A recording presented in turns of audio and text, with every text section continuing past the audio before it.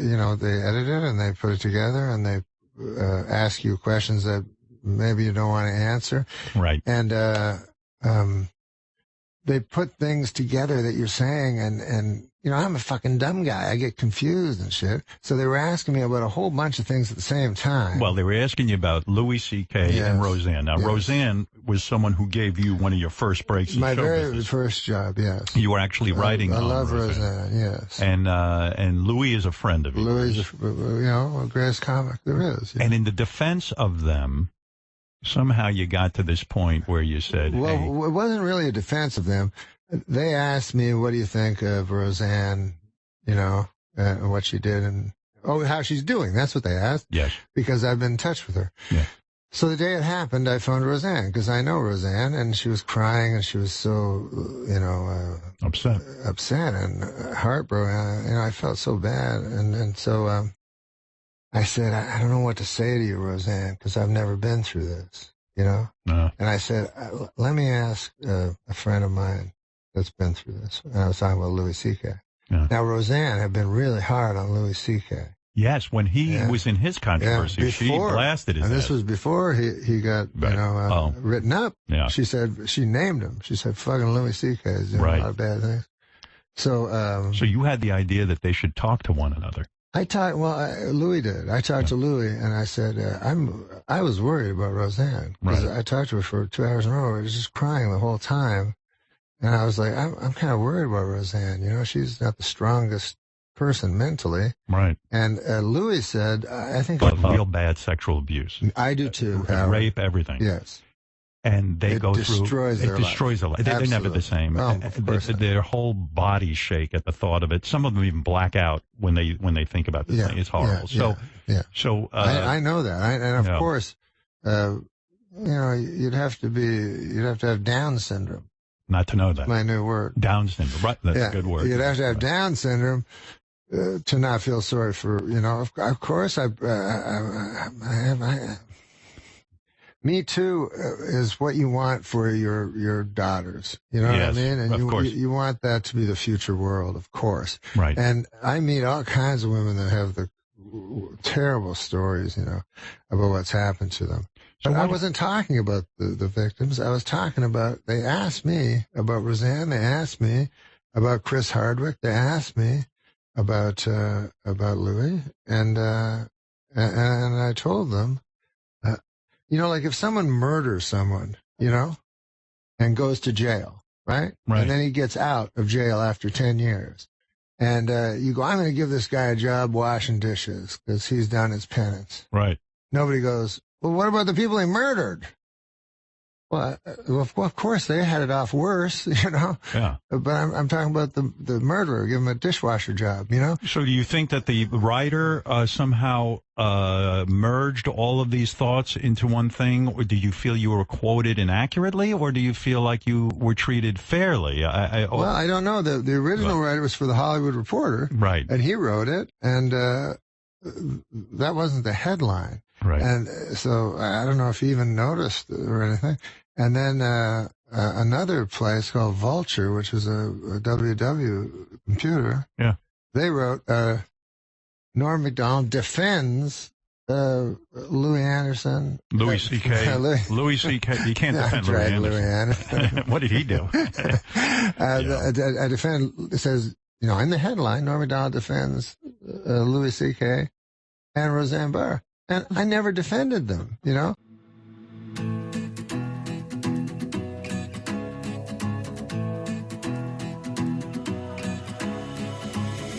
I've been searching for what's missing, but the answer... Norm Macdonald has become a huge hot topic over his comments about Roseanne and Louis C.K. and the Me Too movement. And it led to The Tonight Show, you know, saying that we're going to cancel the appearance, but we wanted him to come and clear the air. So please welcome Norm Macdonald. You took a lot of flack for saying in the art of, for some things that you said in The Hollywood Reporter, saying that you were kind of glad that the Me Too movement has slowed down, and we don't really know you as a guy who, really comments on very much. That's gone out. So what were you trying to say? Yeah. Well, I was, print reporters, they ask you questions and then put them all together. What I was talking about was Chris Hardwick, this particular comedian. Right. That was a friend of mine. And, if 500 women go against a man, obviously the guy's guilty. But in the Chris Hardwick one, it was one woman against one man. Right. So I was saying that I thought it was good that the pendulum was slowing, and Chris Hardwick has been as rehabilitated as he's going to get. He still tells me he can't walk down the street without people yelling stuff at him. Yeah. But that's all I was trying to say. Okay. Well, you do raise valid questions about, like, due process and, verification of what went on. I think that we would agree with that, that you have to back it up somewhat. But when you kind of lose me when you imply that the hardship that your friend Louis C.K. is a friend of mine, too, really. I know him a long time. That the hardship that he went through is equal to the hardship that the victims went through. Right. That doesn't compute. No, it's not Can true. you explain yourself a little there? Yeah, that's not what I was saying. When this happened, I was working for Roseanne when Roseanne's thing went down, and I called her the next day, and she was crying the whole time I was talking to her. Right. I've known Roseanne for a while, and I was worried about her because she seemed really, really in a bad place. And I said, I can't really talk to you about this because I've never been through anything like this. And I said, I know Louis, and he's been through this, where he's had everything taken from him. Right. And I said, not many of us have gone through this, and so you should talk to each other because and then the guy said, what about the victims? And I said, well, the victims haven't gone through this. I was talking about this particular event. Of course, the victims have gone through worse than that. But I'm going to get a victim to phone Roseanne? No, but that's a good clarification. And that's why it's so important to be able to clarify and to be able to explain, because at the heart of it, I think we are forgiving people. We jump very quickly today, but I do think that we like to forgive. You went on the Howard Stern show yesterday to apologize, and you ended up making it worse because you said you'd have to have Down syndrome not to feel sorry for the victims. Yes. Do you regret you just saying keep on that? getting into trouble, Norm Macdonald. It's always bad when you have to apologize For the apology? An apology. Do you lose it when you're on Howard? Is that what happens, Joe? Well, there is a thing on Howard where there's a recklessness in the studio. And, there used to be a word we would all say to mean stupid that we don't say anymore. Right? Yeah. You know the word I'm talking about? Yes. And stupidly, I was about to say that word. And you put this. And I stopped and said, what's the right word to say? And then I said a different word that was equally Did you realize in that offensive. moment that probably offended I a lot of realized people? at that moment that I'd done something unforgivable. Yeah. Right. I mean, it's like things spill out sometimes, and it's just difficult. You also you're friends with Roseanne. She gave you your first job, I Yes, understand. my first job. And so you put her together with Louis With C.K. Louis. Yeah, because I was really concerned about Roseanne, and I don't want someone to end up killing themselves or anything. Of course not. Yeah, so. Don't you think Louis, do you say that you think they deserve a comeback? Now, I was saying yesterday that Louis performed at Comedy Cellar, and what he didn't talk about these allegations in his set, which I would have thought that he would have done. Don't you? I mean, so if he wants to have a comeback, he needs to, address it directly, I think, as a comedian. So where's Roseanne's coming back? Geez, I don't know if Roseanne could ever come back. Are you worried to speak now because of the backlash that you've received this week? Now are you thinking twice before everything comes out of your mouth? He always thinks that way. This is how he's a slow talker. He's a talks like that. But I think just in general, talkers I of think in America. general we all have to think very carefully about the words that come out of our mouth, because you risk offending somebody or a number of people. Right, Well, right. Joy's often said that PC, political correctness, is killing comedy. It is killing comedy. Do you agree with that? 100%. Yes, Even I in the agree with clubs that where it's a because- small group. Well, as long as there's a Often people will come and say, some guy said a joke and you're asked to defend it, and the joke is always horrible. Like it's the worst joke you've ever heard. Yeah. And you're in this position where you have to defend a terrible joke on free speech, you know. But I always, like, reporters always ask you, like, what's offensive? Is anything over the line? And I personally think almost everything is over the line.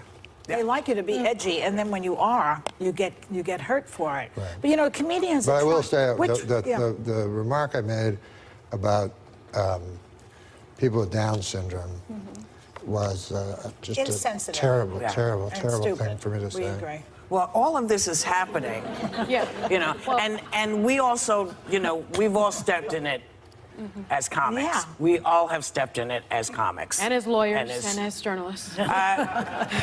maybe, but not quite the same way. Not quite the same. But Yeah. let me ask But- you. go ahead. Sorry, Whoop. You know, your appearance on Jimmy Fallon was canceled. And he said that his staffers were actually crying about the comments that you made. Were you surprised at that reaction? And Weren't have they you been crying surprised that you were there? They were crying that he was there. that you were even there? Have you been surprised by this reaction? Yeah. Really? Well, yeah, I have been surprised because, you know, I never did anything. I mean, I spoke, but I mean, I don't want to be tossed in with people that actually did, Right. not crimes, but sins, or, you know, I barely have consensual sex.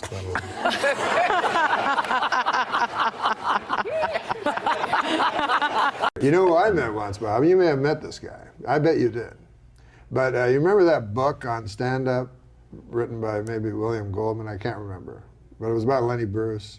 It was about Lenny Bruce. I don't think I read that. It was book. Lenny Bruce. I never met Lenny Bruce, but I didn't know who William Goldman is. So there was a guy that was with Lenny Bruce that was supposed to be the funniest guy. Well, and he was Rodney's friend. We're Joe Ansis. Yes. Joe Ansis, Rodney Now, I told met me. Joe Ansis. No way. He came to Saturday Night Live, and he wasn't very funny. Well, he was an old man by then, right? Yeah, he was with Rodney.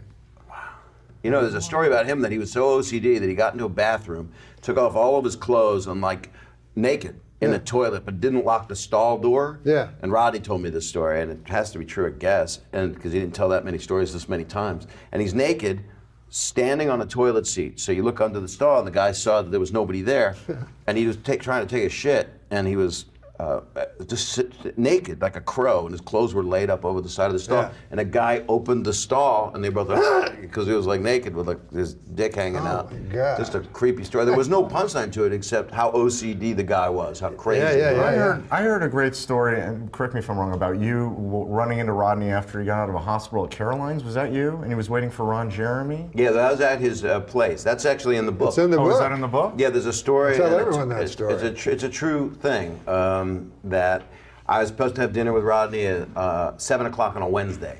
And I got to his place, and he was in a robe, and he just had surgery, but he was healed, you know, wasn't like hanging out. He had a scar up here, and he said they took out all my guts, lied him next to me, and then put them all back in. That's how he talked about his surgery. It's just like something quick, like Legos or something. And so I got to his place Wednesday night, and his wife was going out with a friend, and he goes, "Bob, you didn't call to confirm."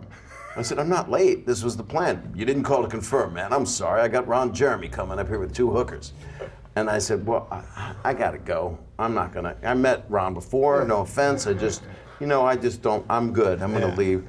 And Rodney goes, "Oh, I'm sorry, man. I feel bad." He had a release on the table that just says, "I, Ron Jeremy, allow Rodney to use me in his book." And that was just going to be his signature. That's what it was all for. So Rodney goes, "Sorry, I'll walk you out. I feel bad, Bob." And he walks me over to the elevator, and the elevator was just to his unit.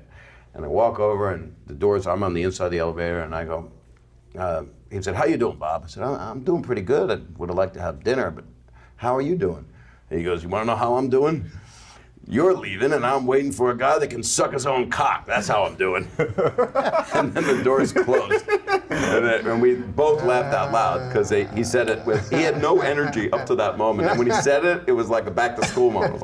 You know, "That's how I'm doing." He yelled it. And that's what the guy could do, apparently. You know, the potato bug of porn actors. Yeah. Could curl himself up. And you've met him. He I met him. thinks He he's loves comics. Thinks he's funny. He's the funny one. Loves comedians. That's the guy you definitely want to fist bump, not shake. Oh, yeah. talk about that big juicy thing you were talking about. No.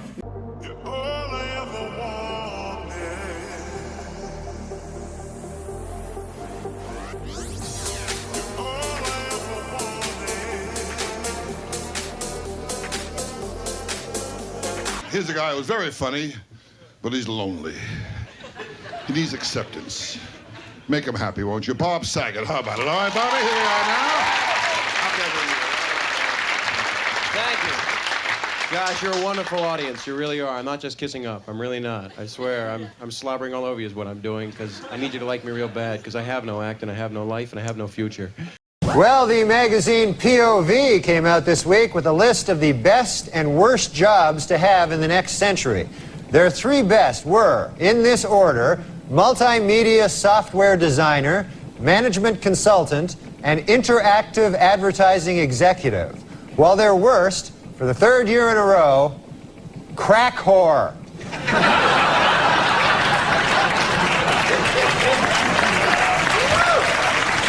Finally, in U.S. News and World Report's list of the best and worst jobs for 1996 is out. Last year's best job, multimedia software consultant, was replaced by a new best job, bioindustrial engineer. And in the worst job category, last year's winner, crack whore,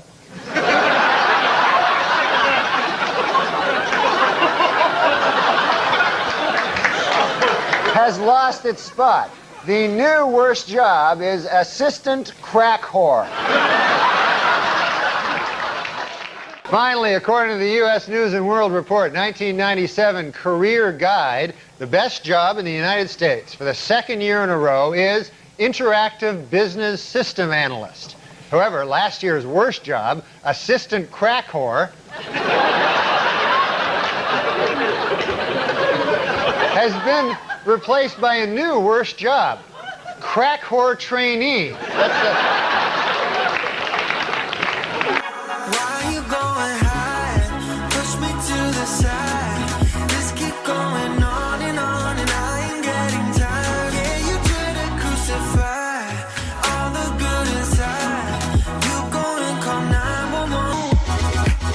I swear to God, this one will really do well.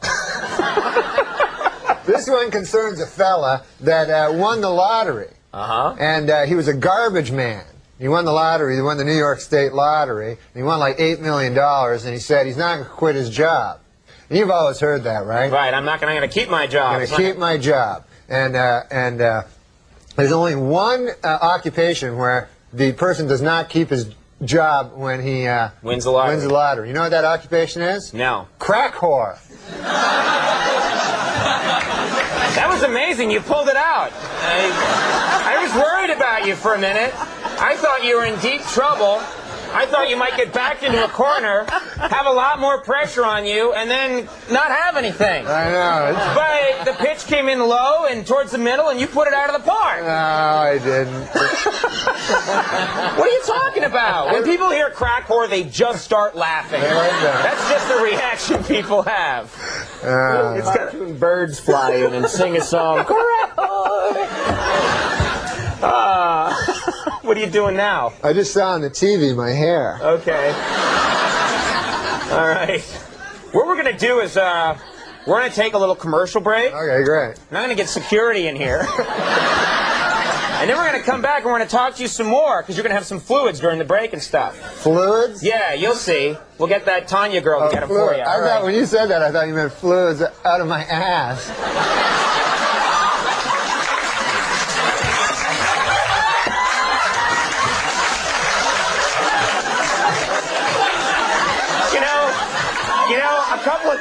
A couple of times in the 4 years I've been doing this show, someone has stopped me just before I went to commercial to try one more joke. That was the most worthwhile of all the time. We'll take a break, everybody. We'll be right back. The iron horse of broadcasting. It's iron. You don't pronounce it iron. That's what everybody tells me. It's the iron horse, like Lou Gehrig was the iron horse of baseball. Yes. The word I-R-O-N is iron. No, iron. Iron. Right, not iron. It should be iron. That's what makes English the world's toughest language. Yeah? You know, right, sure. It is the Because toughest language to me, learn. it's the easiest. Yeah. And take a look. it's cast iron. It's if I cast remember. iron. Iron. Cast iron grilling grates that Are are you kidding when you say iron? You know what? Don't be like fucking Larry King. That motherfucker, I say iron and he's up my asshole for fucking 4 days. I heard you had Larry King on here. Your show that's amazing, by the way. No one gets on Larry King. Larry King gets you. Cast iron grilling grates. Look at that. Why doesn't that clock work? Why doesn't that cock work? That No, clock it's- works. my cock works Oh, is this fine. clock Your over here. Your mind is going somewhere, Norm. No, I thought that's what you said. I was trying to. What? No, iron horse. What do you say? Iron. Iron. You got it right. Iron. You know, I'll tell you this, Larry. Say what you want about how huge and fat my head has gotten, but who'll forget it. Try iron. But here's what I heard Larry King say one time. This woman had lost her child, for some reason, dead, And then Larry King said, "Paul Newman told me you never get over it." Like a psychopath question. That's what I heard Larry King say to a guy once. The guy had lost his child. Oh, no. And Larry King goes, "Paul Newman told me you never get over it." It's like some unfeeling psychotic. I had all my kids on Larry King one time. Yeah? And I had my little boy Buck. He was about 7 then. I had all. You mean all it was 5 one of those my, ones where it's a bunch of chairs yeah, in there? Yeah, all 5 of my kids and. On set? Yeah, getting interviewed there, and he asked to talk to everybody, and then he looks at my little boy and he goes, "So who's your mom?"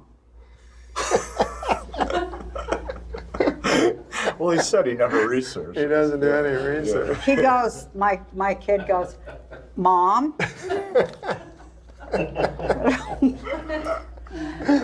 What is? We hate the most.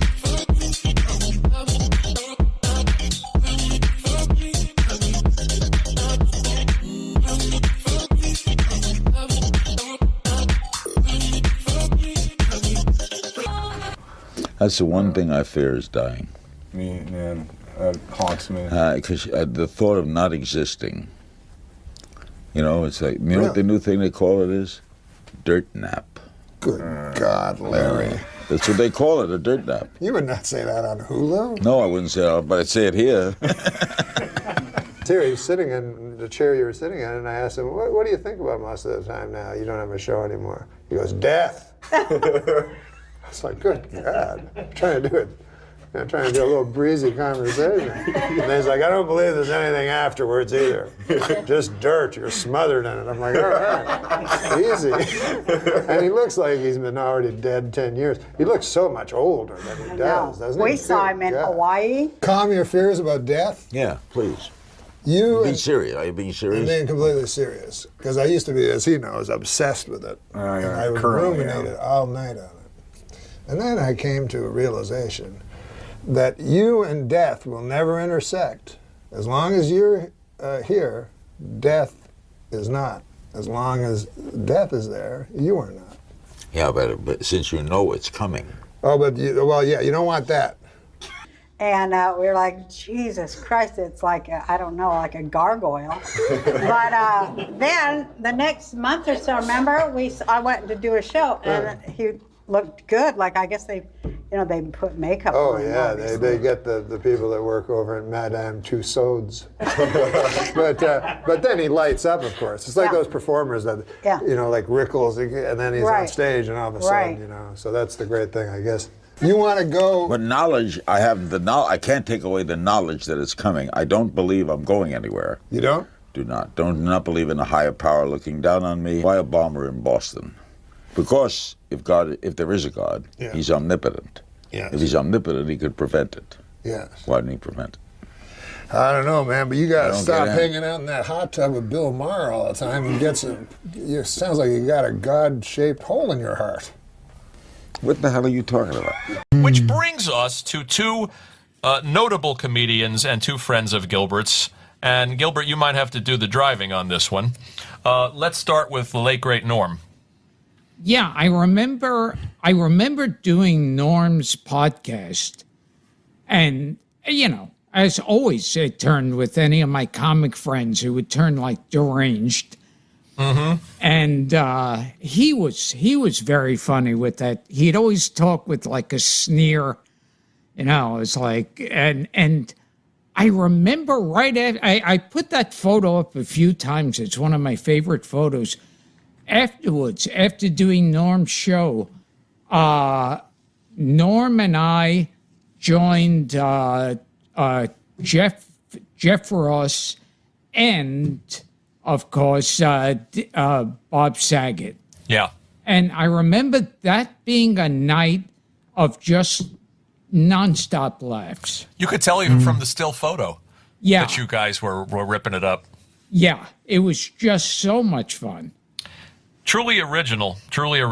I never met him. It's funny. I'm in comedy a long time, and I know a million comedians, and I've gotten to work with a million comedians, and for some reason our paths never crossed.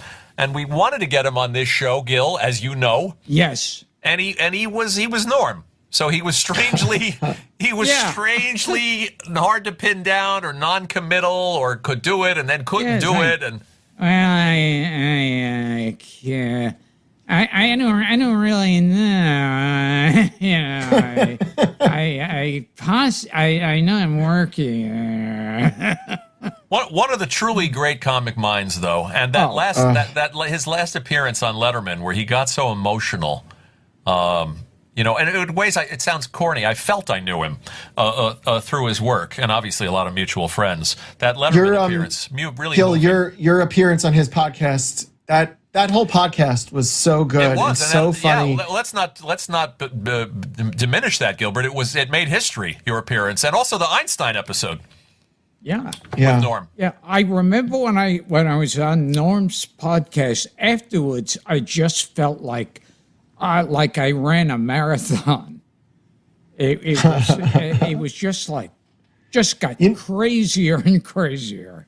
Netflix owns that show now, and they're not available to the public, unfortunately, and they're sitting on them. Hopefully, one day it would be great if that podcast was re-released, because there's that Bob Einstein episode is also legend. Yep. What can you say about the guy? I mean, a really rare, truly original comic voice. Really, and I love such Kurt a Ferguson loss. more than life itself. By the way, Norm's book, based on a true story, not a memoir, which is so funny. The audio book, he narrates it. So if you miss Norm and you've never heard him reading his book, it's brilliant. Now I got to get it. Yeah, I regret never meeting the man. And Gilbert, Same. I'm glad you had such wonderful times with him. Yes, he was a lot of fun. It's a big loss. It's a loss for this podcast, just like a total smartass. Yeah, I wish our paths had crossed. You say there's no way we could go back, and that I've broken what we had. I wish that it would come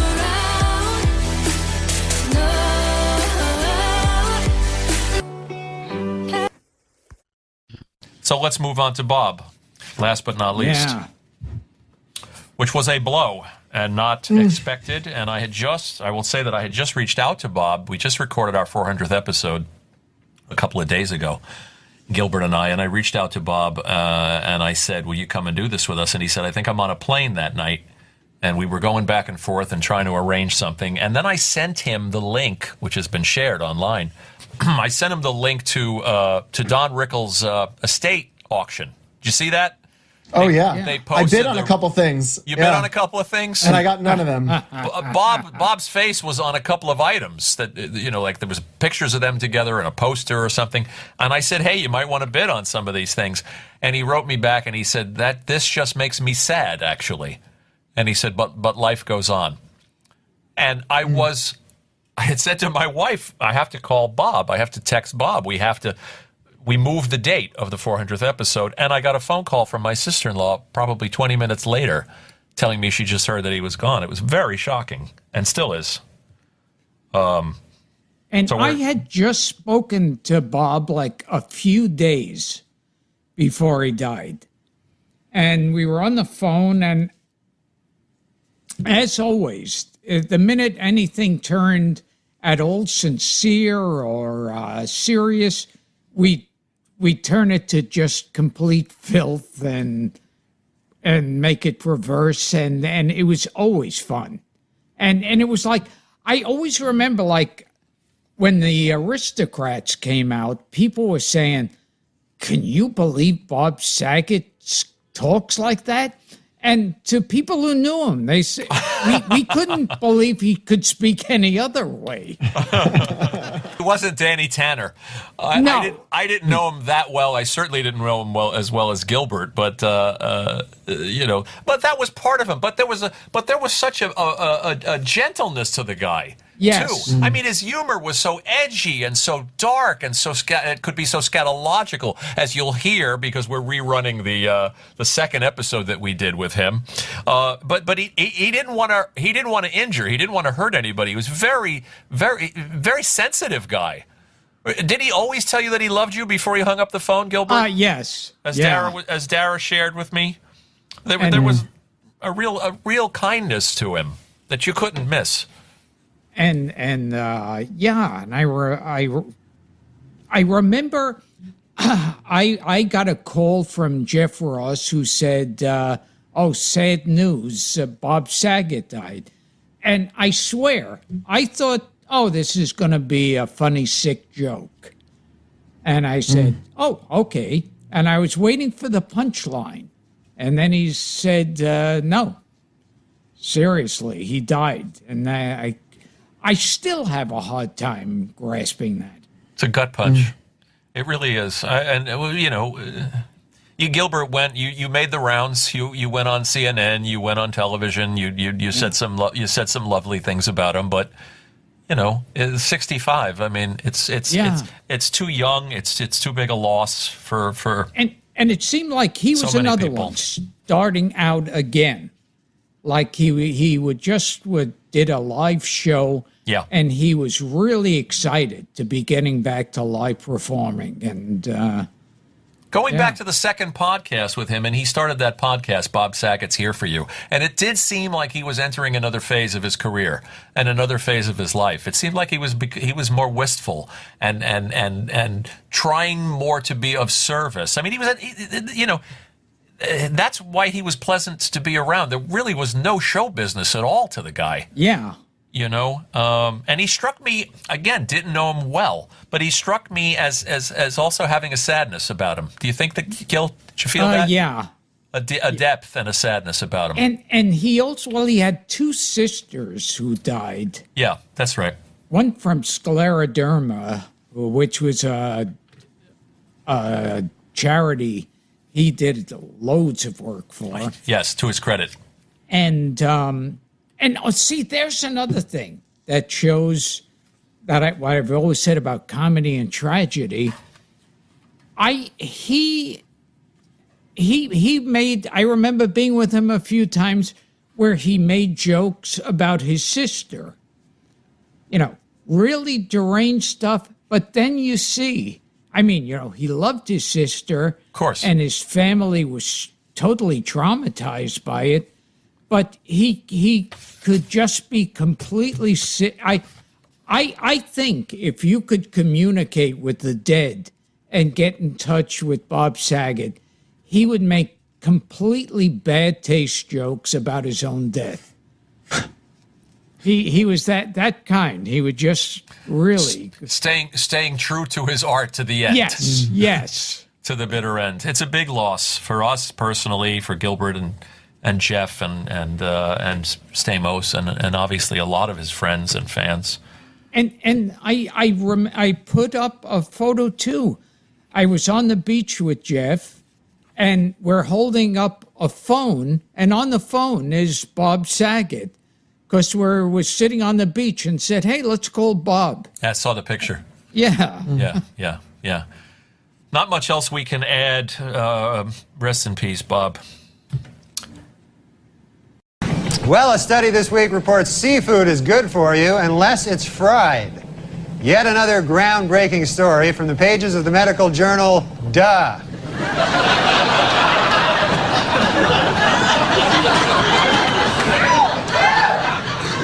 A new study says that people who quit smoking have healthier lungs. Yet another groundbreaking story from the pages of the medical journal, Duh.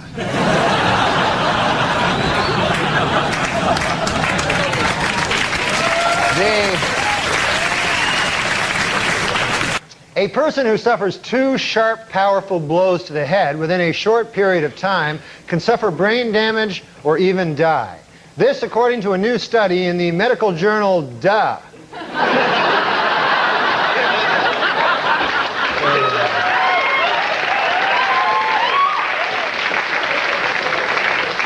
Dr. Jack Kevorkian was responsible for another death this week, this time a 58-year-old woman. She is the 26th of Kevorkian's patients to die since 1990. When are people going to realize he is not a good doctor? Do not go to this man. He's incompetent. He's terrible. Dr. Jack Kevorkian and 7 associates have unveiled new guidelines for doctors in planning physician-assisted suicide.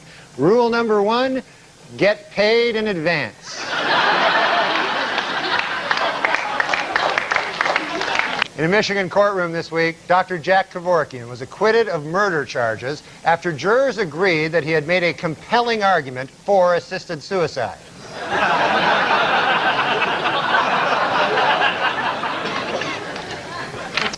Last week, during his latest trial on charges of assisted suicide, Dr. Jack Kevorkian startled a Michigan courtroom when he stood up and shouted, "This is a lynching."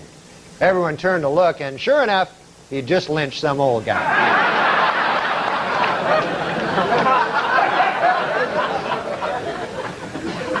Tomorrow night on 60 Minutes, Dr. Jack Kevorkian will sit for his first ever in-depth interview. According to producers, Kevorkian agreed to the interview only on condition that it be conducted by veteran correspondent Andy Rooney. Wait. Don't do it, Andy. It's a trap. It's a trap.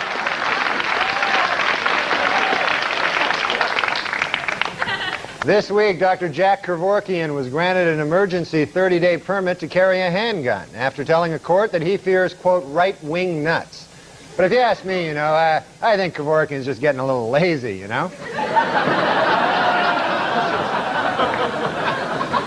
In other news, authorities in Pontiac, Michigan are trying to determine if Dr. Jack Kevorkian was involved in the death of a woman whose body was found in the back of his suicide van.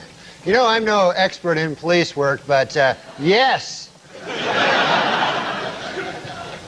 In music news, Dr. Jack Kevorkian has performed and recorded a 1-hour CD of his own jazz compositions for the flute.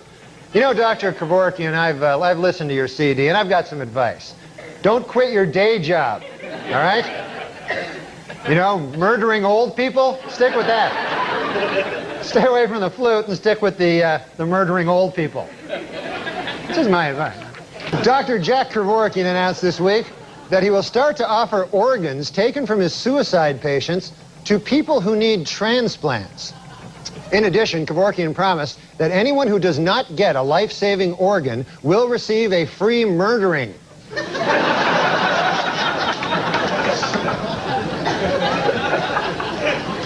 There was outrage in Detroit this week when Dr. Jack Kevorkian helped a woman commit suicide in a local church, leaving her body inside the church building.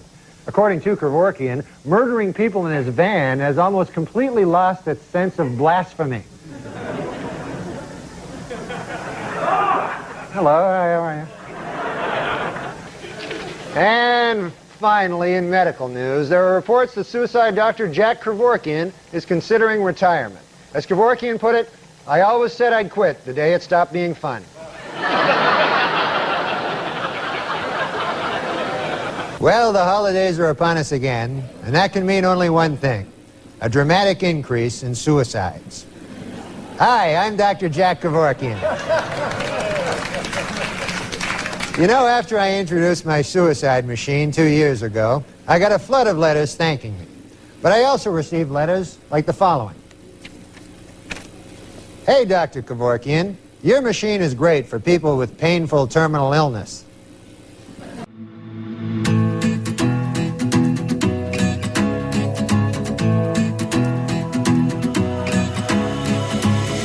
I've been searching for what's missing, but the answer... Dr. James Watts, a neurosurgeon who performed the first frontal lobotomy, died this week in Washington. If you recall, a lobotomy involves drilling holes in the skull and then inserting and rotating a knife to destroy brain cells. What a genius, he'll be missed. Psychiatrist Kurt Freund, one of the world's leading experts on the study of deviant sexual arousal, passed away last week at the age of 82. Dr. Freund's last words were, quote, "Whatever happens to me, can someone please make sure that the headline of my obituary does not contain the phrase deviant sexual arousal?" Would that be too much to ask from you, you dirty... One quick Mitch Hedberg story. So I opened up for Mitch Hedberg like 22 years ago, and he comes up to me after the show and he goes, "Hey, Artie, man, you're a fat guy." I go, that's what he said. I go, I could lose a couple, but what are you talking about? He goes, "I wrote a joke that I can't do because I'm not fat, but I'll give it to you." I go, all right. He goes, "You know when you're a kid and they tell you to wait a half an hour after you eat before you go swimming?" And I'm like, "Yeah." He goes, "You should say you've never been swimming because it's never been more than a half an hour since you last ate." And I go, "That's a great joke. Can I could have that joke?" He goes, "Yeah." So then he comes back, and he was smoking a lot of weed. So he comes back totally serious. He goes, "Hey, man, you're right. That is a good joke. I'll make you a deal. If I gain like 100 pounds before you do that on TV, I get the joke." I'm like, all right, whatever. So, okay, so cut to like a month later. I'm with Norm Macdonald having dinner with people. And Norm does that joke about me. He goes, "Hey, man, it's Artie's never been swimming. It's never more than a half an hour since he last ate." I'm like, "Where the fuck did you hear that joke?" He goes, "I heard a fat guy do it at the Comedy Store." I go, "Really?" So I see Mitch 2 weeks later. I go, "Mitch, what the fuck, bro? You gave me that joke. Norm said he saw a fat guy do it at the Comedy Store." So he's all fucked up, and he goes, "Hey, Artie, man, listen, I'm sorry. I get fucked up a lot. I forget shit. I probably gave that to a lot of fat guys."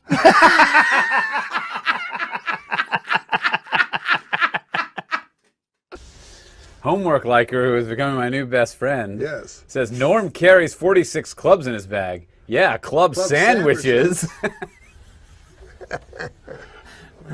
I do like a club sandwich. That's not an insult. That's harmless, Josh. I do like a club sandwich. Mitch Hedberg had a great run. Oh yes, what was it? Like, what do you have to join the club? Yeah, do you have to join? What I don't even would never dare. Okay. Do you like sandwiches that have a toothpick in them?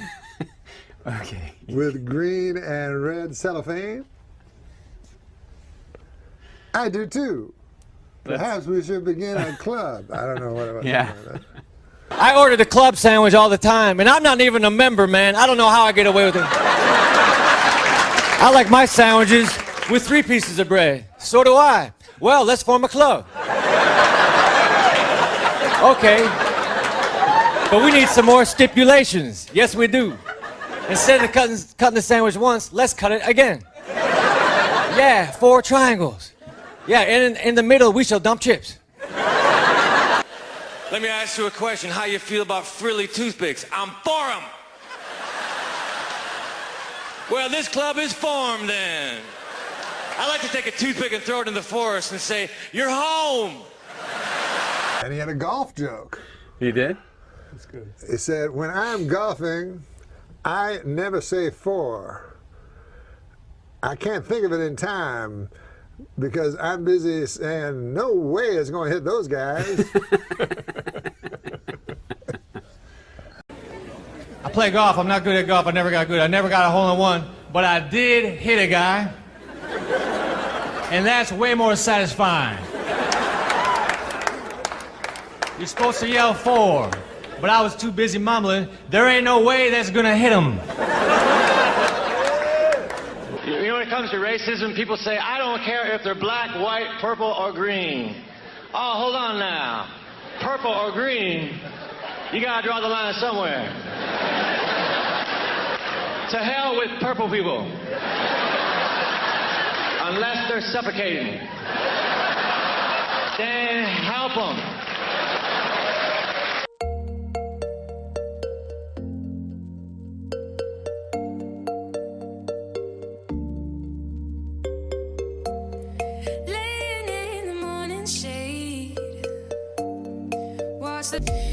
And I know people, hate people for all kinds of reasons, Some people hate people because they're a different color, black or white or something like that. I don't care if a guy's black, what. Hey, let me tell you something. I got a thing I realized. When a guy's racist is when he goes, if he says something like this, he goes, I don't care if a guy's black or white or brown, yellow, blue, green, or anything. You're like, what the fuck is green? I don't care if a guy's purple. Any of those goddamn non-human colors, they're all the same to me. Purple, black, same thing to me. If the guy's a black guy or a purple guy, I treat him the same. Isn't a purple guy? That's a fucking monster from outer space. Who the hell likes those guys? You gotta kill those guys, right? Flew with him randomly twice, just randomly. Just like right happened to be in the plane? Totally. Really? Total dumb luck. Crazy. On 2 separate occasions, Norm sat right next to me. And he's like, What a I treat. can't believe this is happening What again. a treat. Yeah, it was. The last one was hilarious. We have this long conversation. We're having a great old time. And he's telling me, I quit smoking. And I don't like to smoke anymore. It's just terrible. It's so hard to quit, but I'm glad I did. Yeah. We land, and he immediately walks right into a gift shop and buys cigarettes. And he goes, I changed my mind. I want to start smoking again.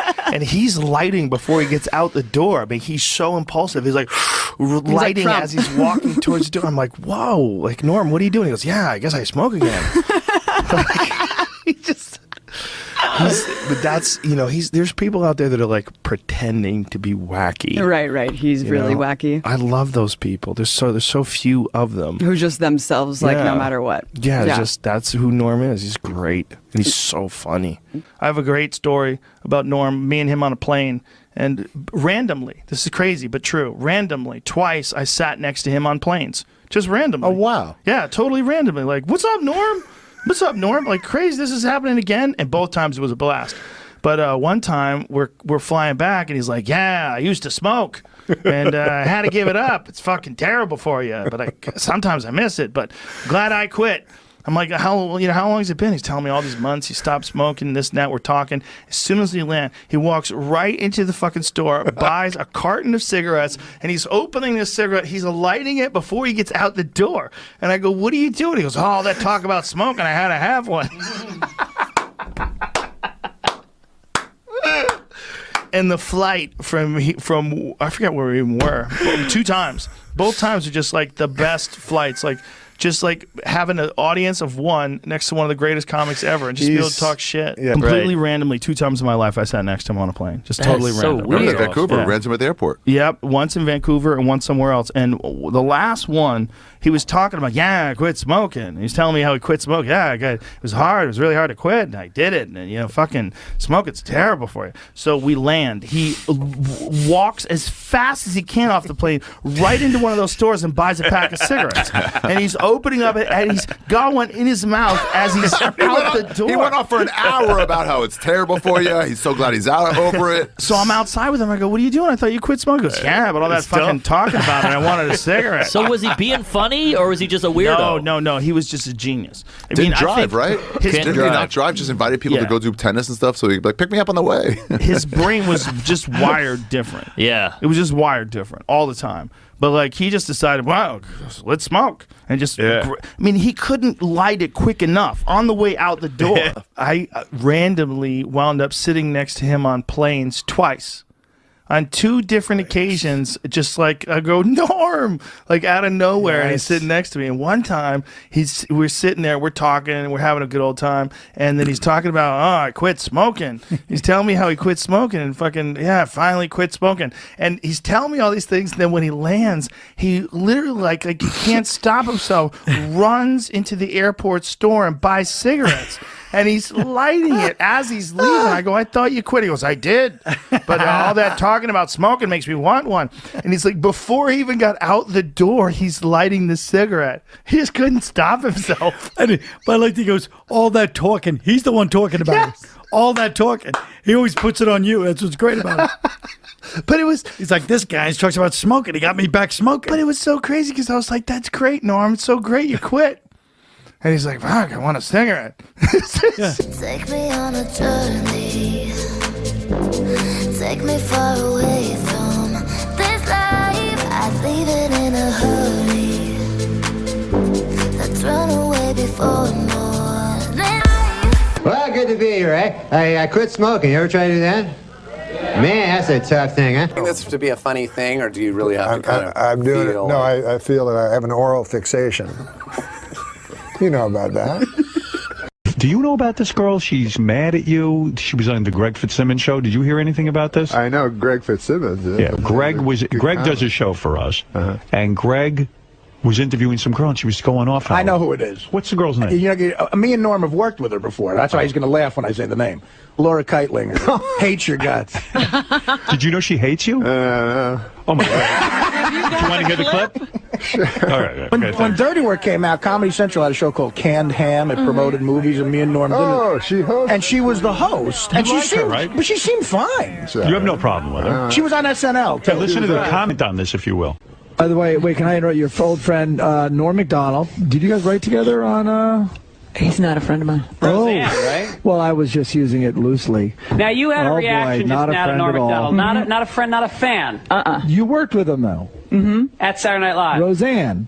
No, I missed him at Roseanne. Well, I came in, and he was supposed to be the my guide through SNL, and it turned out that he is a shit stirrer. He was busy pissing in a bucket in front of people. Well, no, he loves to pit people against each other. He used to find articles where somebody said one thing, and then he'd stand in the doorway and laugh. Like he'd find an article where Janine said something about Adam, and just create all this havoc. So it's funny that you said that, because he's probably one of the few people I really don't like. Yeah. Norm is someone who really sticks out to you. Because it was such a kind of a vulnerable time, being because it was the first time I'd ever done live TV and stuff, and he really, and for all of us, really kind of made it difficult. What about Norm Macdonald? You're at war with him as well. You two don't like each other. Warring with Norm? Here's what Norm said. Oh, good. I got it for you. All right. Chris and Norm Macdonald apparently hate each other. This is according to my notes. When Norm hosted Saturday Night Live, Chris did not appear on the show. Wow. Wait, when was... In November of '97. Oh, right. Norm said of Chris, "I don't know, but to me he seems gay." He claims he's not, but I've never seen a guy who's not gay seem so gay. I don't find him funny. What can I say? Never made me laugh. What happened between... First of all, I don't believe you're gay, are you? I know someone you dated. No, I'm not gay. Yeah, you did. And he's certainly had to have laughed at you once or twice. Right. Yeah, You're exactly. a funny guy. Right. Well, that was the your Rolling characters. Stone Some of your article. characters are effeminate, so maybe people will think you're Right, gay. like Mango's, he's gay, queer as day. Right. So yeah. So is Norm a homophobe? Is that the problem? He doesn't like gay definitely characters? think he has a problem with But give me the history of this. I love feuds. Okay, let's see. What is, I don't know You exactly. didn't appear on the show for a reason. You just No. I don't. I just think I didn't get my sketches in. It wasn't like I'm not appearing in the show. And when you're on Saturday Night Live, I've heard this before. When you say you didn't get your sketches in, you have to write your own material. If you don't get it in, if it doesn't pass muster, then you're not on the show. Right. Wow, Yeah. a lot of pressure. Yeah, every week. So do you have to hire separate guys to help you write material? No. I mean they're there. There's people you write with normally. So right. Okay. Because I heard some people don't help other people. You know. No, some people don't. Right. But I'm not. Because I'm not exactly the easiest guy to write for, though. I'm not like. I'm not an everyman. I can't be the boyfriend all the time. I'm more of a freak. So why Norm Macdonald? I mean, Norm is an easygoing guy. I know Norm. Why the dislike? Something happened. Well, let's see. When I first got on the show, he was so nice. He and Spade, right, were just so nice. And then I don't know what happened. He just started. Garth Brooks was, we did a pitch meeting, and he started saying things in the pitch meeting you don't want to do Garth Brooks was a guest. Yeah. Was a guest. I was like, I'm sure you don't want to do another fag sketch. Things like that. People would laugh. Oh dear. I was like, why is he saying all of this? And then it got kind of old. Jesus, Norm, you're like another. And it makes you inhibited in a writing meeting if someone's goofing on you every time you open up your mouth, right? Yeah. I mean, I didn't care because I'm not gay. If I was some gay guy going, I don't want anyone to know that I'm just... Right. And so the gay jokes kept going and going and going. Yeah, the gay jokes kept going and going. And then you finally said, hey, I've had it with you, Norm. Well, Did you ever confront him? Yeah, a little bit. Yeah, but it's like a playful thing. He says it's like a Jack Benny, Fred Allen kind of a feud thing. But you don't see it that way.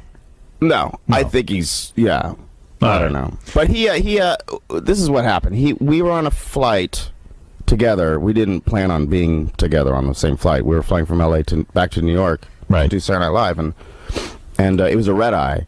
And he's behind me, and we're, getting along, whatever. He's talking about crapping on women, or I don't know what he was talking about. Something like that. Yeah, and it was funny because he was so loud, right? So everyone else could hear it. I'm like, I just crap on this girl. Yeah. And I'm like, laughing. Right. Because he's a funny guy. Yeah. And then I wake up, and, because it's a red eye, and one of my shoes is missing. And I'm like, where's my shoe? And Norm's like, hey, you lost your shoe, huh? And then he leaves. And I'm like, so disoriented. And I'm the last guy in the flight looking for my shoe. And I just, walk off the plane with one shoe. And all the stewardesses like, you are funny. Oh, no. So he stole your shoe. He stole my shoe. And he's playing goofs on you. He's not respecting you. Right. Right. And then I took his jacket on a really cold night. Yes. And his assistant called me at home going, I got to get Norm's jacket. Please get me Norm's jacket. And she was like freaking out. Right. I was like, no, this is between Norm and I. You can't play in this game. I've interviewed Chris before. He's a good guy. Chris. Thank you. Is it not true that Jim Brewer, your former cast member, had a problem with you as well? I think at one point he thought I stole an idea from him. Oh, really? Yes. So, man, there's so much infighting. You got to admit. But that's it, though. Really? That's not much for like 6 years. With a lot of the cast members, and I think with Chris, do you remember that Rolling Stone cover came out, and they only put certain members of SNL on the cover? Yeah, that was a big deal. Didn't that cause a lot of strife inside? Yeah, well... Why, they only chose certain amount of people for the cover. It was you. Right, it was Will, me, Molly Shannon, and Sherry O'Terry. And you did the cover, and the rest of the cast felt like, hey, what are we, garbage? What is this? But why be mad at you? It's because of our characters, too. It was like there was the cheerleaders. You were the breakout guys. Roxbury guys. Right. And Mary Catherine. But aren't they mad or jealous because you guys broke out and they didn't? And don't they think that you should stick up for them and insist that they be on the cover as well? But you don't have that kind of juice. No, what are we gonna? Yeah. No. Yeah. I mean, it's only makes sense that they would be on the cover, but what are we gonna do? I mean, Norm wanted to be. There's a big stink because he wanted to be on the cover by himself. Yeah. Really? No, I don't know if he wanted. No, he wanted to be in that picture. I don't know. He showed up later, and then he wanted to be. He wanted to stand in the middle of us. And you said no. Well, it was just like weird. Yeah, like, right. Why are you like who are you? Like here, it's like my variety show. What? Yeah. So yeah, I guess he thought he was the guy. All right, Chauncey, thanks. All right. Artie Lang, go ahead. Hey, Howard, what's up, man? Yeah, hey, Artie. Oh, shit. Yeah, no, I like Chris. I think he's funny, but what he said before about that Rolling Stone cover is wrong. All right, go. Artie's going to defend Norm, I guess. Norm represents. You might be wrong. All right, go ahead. No, it's just that, Chris made it sound like Norm showed up begging to get on the cover of Rolling Stone. Oh, no, he wasn't begging. He was just, like, assuming he was on the cover with us. Well, he was, though. I know he was. But he wanted to stand in the middle as well. No. They were begging Norm to do it. And he thought it seemed weird. He didn't want to do it. Right. He thought it seemed weird to stand in the middle of all you guys. Oh, that's true. They definitely wanted Norm to be on the cover because at the time, I mean, he was the funniest guy on the show. Howard, you've said that a million times. Right. I think Norm is hysterical. He is. I already said that. Yeah, and so does Chris. But, I think he made it sound like Norm's begging to get on the cover of Rolling Stone. No. Said no. Hey, Artie, do you know why Norm has such a problem with Chris? No. What is his problem? I don't know. I wasn't there when they met or all that stuff happened. He's never really... Well, you are Mrs. Norm Macdonald. Wait a minute, you weren't there during the shoot either, but you know all about that. As a matter of fact, I was, because me and Norm had already done the movie, and I had lunch with his assistant. We went over there. There you go. They said that this guy, Don Ohlmeyer, turns out to be the president. Yeah, now I know Don Ohlmeyer, and just between you and me, he's an idiot. Oh.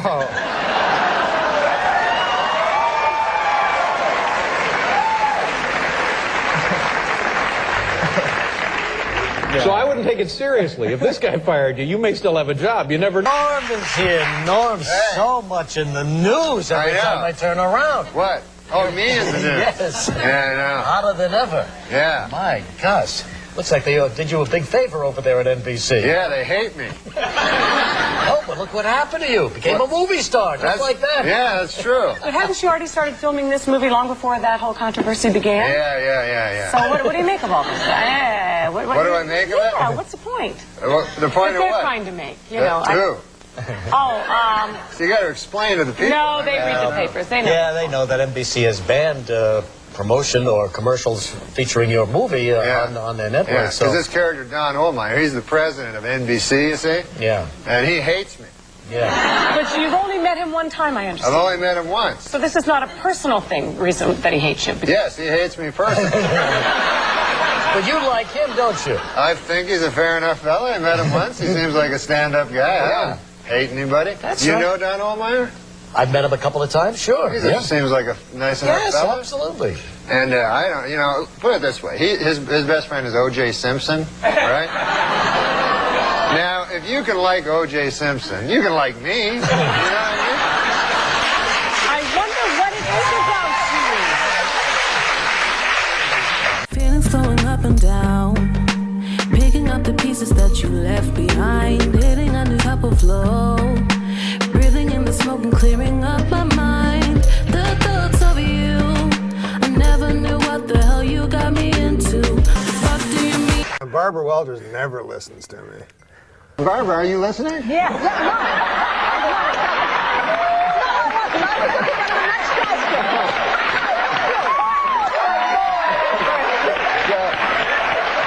I have to talk to Sherry Shepherd. Fortunately, we share views on dinosaurs. But I can never get that lady, the old lady. You are really wild. I mean, you're wild in that show, and you're wild in person. What? Yeah. Don't you think? No, I think you're wild.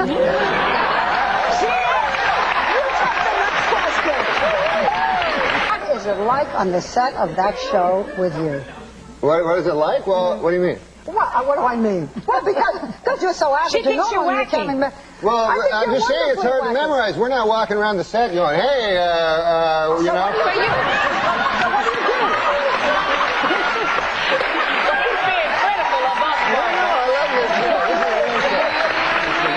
So, unless you've been living under a rock, Star Wars. I do not understand why people stand in line for days and days and days. They can't see the movie in 2 weeks. I mean, they don't have jobs. In any event, so I went to see Star Wars. I have never seen any of the Star Wars, and I felt terrible about it until I learned that I never saw it. Never saw the first one. I never saw any of them. No. You never saw anything? You never wanted to see Star Wars? No, I never liked them. I don't like those science fiction because my dad always hated them. And you know how you try to be what your dad, you try to be, you know what I mean? And I remember when I was a kid, I watched that Twilight Zone. Remember that show? Yeah. And oh my God, my dad hated it because it was too fantastical, and he thought I should be doing the chores. And I remember one time, me and my brother were watching Star Wars. My son was. Have you ever seen Star Wars?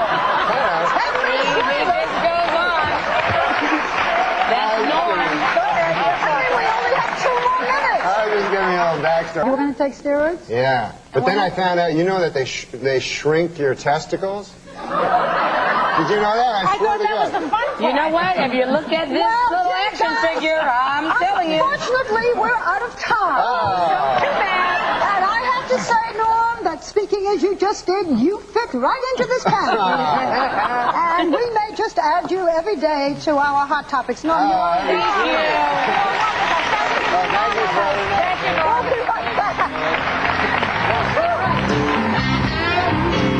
So try these words out. Droll, sarcastic, controversial, hilarious. Well, those are some of the words that are used to describe Norm Macdonald's character on his sitcom, Norm. But as you will see in this clip, people may think twice before they use the words smooth or charming. Take a look. Hey, Lori. Hey, look, I can see your underwear there. You're supposed to see them. Yeah, that's a little desperate, isn't it? I'm playing tennis with Shelley. You're playing tennis with Shelley? Yeah. Hey, I have an idea that would even be more fun for you. If I played tennis with Shelley, while you, I don't know what you do, who cares?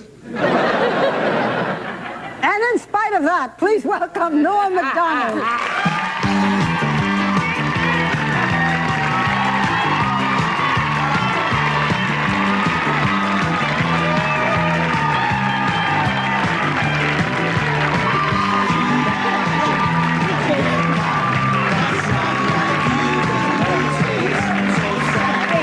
What's up, man? Okay, Norm, you're Canadian. Yes, I am. So what do you think of this whole presidential mess? Well, I hope that the Democrats don't steal the election from the winner, you know, but who knows?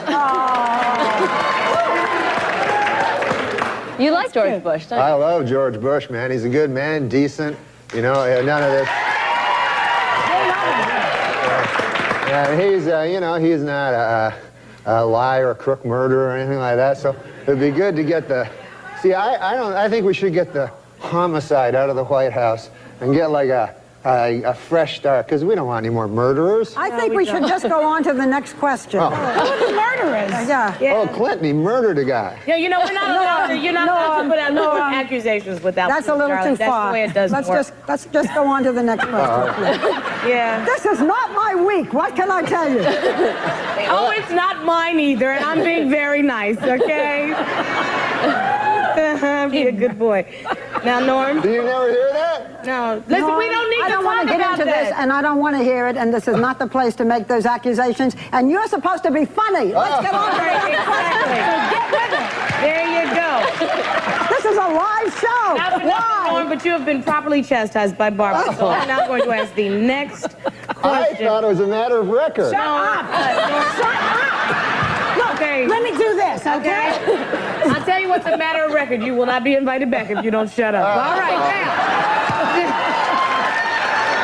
Let's talk football. All right, manslaughter. Let's talk football.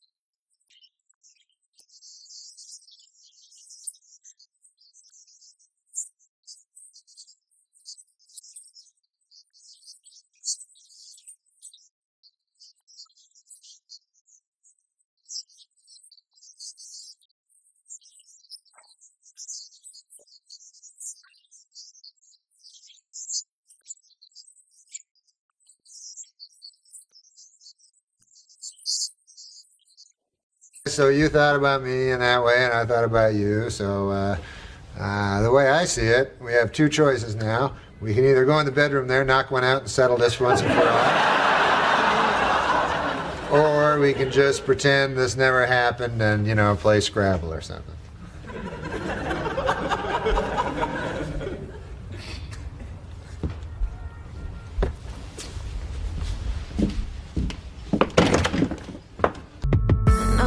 Stay, nobody's gonna change. You won't ever leave. On my mind again, I'm still not tired of it. Can make you want me. And I might act okay, say things will stay the same. Say them all I Oh.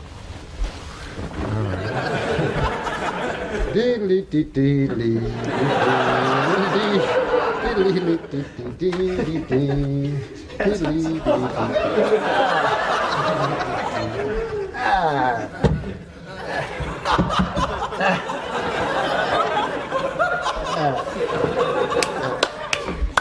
Scrabble, excellent. All right. Well, good evening, Mr. President, Mrs. First Lady, and the distinguished members of the Radio and Television Correspondents' Dinner. You know, when I accepted the honor of performing here tonight, one thought crossed my mind, and that was, please, God, don't let me bomb in front of the president.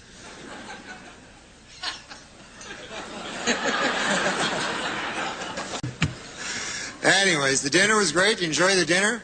We had some salmon.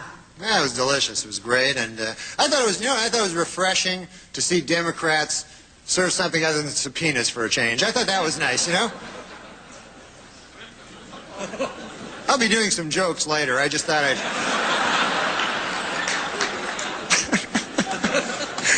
As Mr. Harledge knows, of course, TV has become a very tough game. You got to stay competitive, you know. As we all know, ABC's Good Morning America is in a little turmoil, you know, a little trouble, a little rating trouble. And they're considering a lot of ways now, you know, to boost the ratings. And I don't know, I think they're getting a little desperate. I heard that next week Charles Gibson will announce he's a lesbian. I mean, is that going to help anything? Nobody wants to hear that. And also today I took a visit to the White House. For any of you who haven't taken a visit to the White House, unbelievable. So, you know, awe-inspiring and, you know, a lot of rich in history, so beautiful, you know. Although I did notice a kind of an odd sign on the president's desk. It said, the yen stops here. Have you seen it? What the hell does that mean? The yen? I thought it was the buck stops here, I'd always heard. You got to hand it to the president. His injury is not holding him back from doing the business of the nation, you know. In fact, he just nominated Major General Claudia Kennedy as the Army's first female 3-star general. And I think that's great, you know. She's doing a great job. Apparently, the only thing she's having trouble with, she's having difficulty figuring out how to sexually harass herself. She doesn't know how to...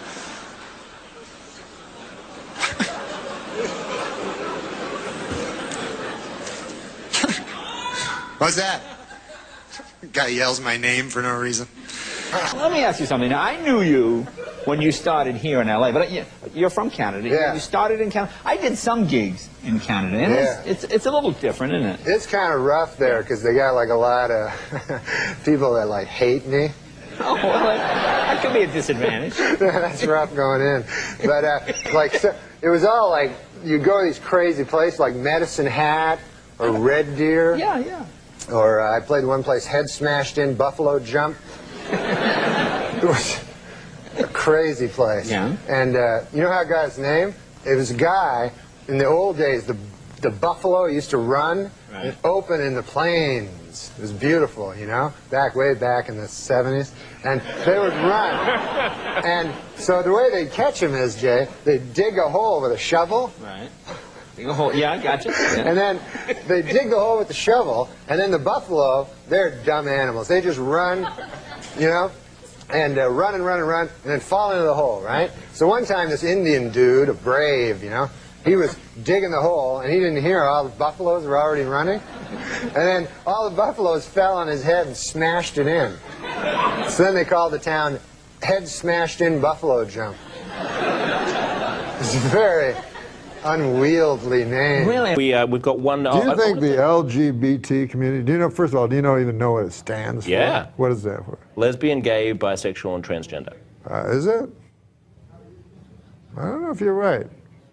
But... I mean, you can make up whatever acronyms you want. Well, you got a computer, you can look it up. I'm not going to look up what LGBT means. Well, somebody I know what can tell LGBT us means. I don't think that's what it means. Because B, I mean, all B's are G. All bisexuals are gay? Well, yeah. Obviously, right? Well, they have gay components they can be attracted to. All B's are G. All L's are B. I'm sorry. Well, you're saying all bisexuals are gay and lesbian. I'm trying to do some syllogisms. No. I'm saying, do you think any of them go, I wonder if those... Do you ever think at the meetings they go,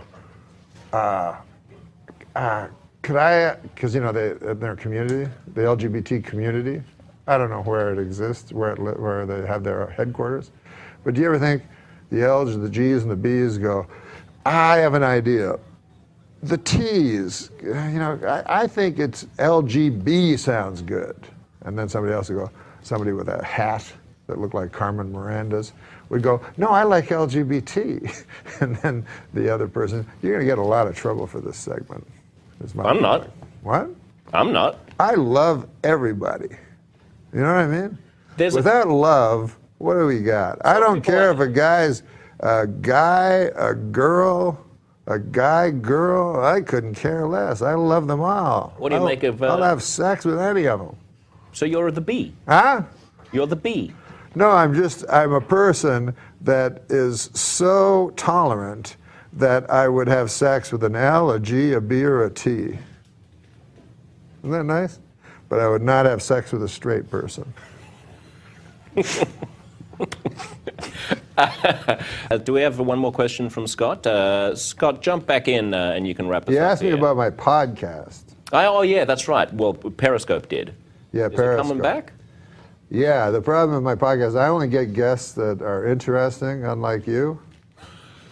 You know, you have to just, whoever they throw in here, you know, you have to. Yeah, but you're good. You're interesting. I'm all right. You know, if we could start it all over, I would, you know. What would you start with? First of all, I just start with how much I love Caitlyn Jenner and how courageous I think she is. And all transgenders, you know, are courageous, you know, except the ones that are serial killers. I don't care for them. I'm torn, actually, with the because I love the part of them that is transgender so much. There's only been 2 in the history of the world, you know. Transgender people or transgender serial killers? Transgender serial killers. Ed Gein, and there was another fellow. Lady. And so I'm torn because the transgender part of them I love so much, and the serial killer part of them, I mean, I don't care for that. You know, I mean, you know, let me just go out on a limb here and say, I am against psychosexual sadists who slay people. But it's a difficult balance because, on the other hand, I love transgenders so much. Yeah, I love them. Well, you know, if I could have sex with a transgender every day for the rest of my life, I'd be a happy man. As long as they're not straight. Yeah, I don't want no straight people. I don't like straight people. There you go. You heard it here first, folks. Everybody but straight people. Everybody but straight people. Straight people, I got no use for.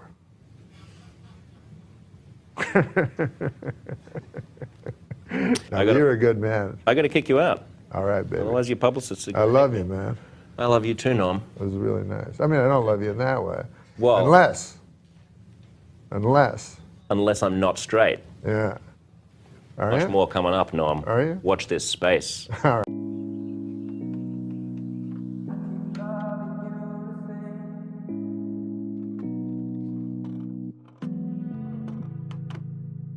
It's been a while, and I still like the way you look at me.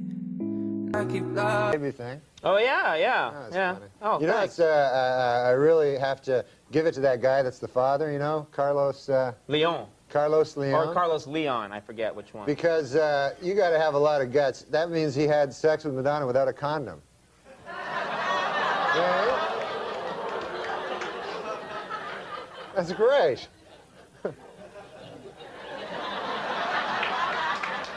You know what I always admire about you, Norm? You like to set the tone right away. You like to come out and sort of set the table for everybody and say, this is what we'll be doing. This guy was telling me all kinds of stuff. He told me that, he said, I don't know if you know this. This is an interesting thing. He told me, did you know that elephants do not really have a good memory? I didn't know that. Is that true? Well, that's what this guy said. And then, well, then it must be true. He also said that on, you know that show Star Trek? Yeah. He said the actual name of the starship was not the Star Trek. It was the Enterprise. These are gems for people at home. I hope they're writing them down. I like that Madonna's baby thing. Oh, yeah. Funny. Oh, you know, thanks. I really have to give it to that guy that's the father, you know, Carlos. Leon. Carlos Leon. Or Carlos Leon, I forget which one. Because you got to have a lot of guts. That means he had sex with Madonna without a condom. Yeah. That's great. Oh. So, but one big news story: Twister is the big what do you call it? Movie, yeah. Twister's a big movie, and I got some news. Apparently now, they're thinking about Oscars for the movie. Yeah. They're thinking of Best Actor for The Wind.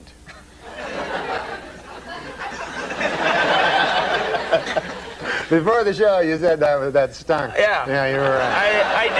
I did. They showed me a sheet of some stuff Norm might talk about. We all know these are completely spontaneous. And I picked that one out. I circled it and said, that ain't going to work. I know this crowd. You're right. Yeah, I'm your friend. I'm looking out for you.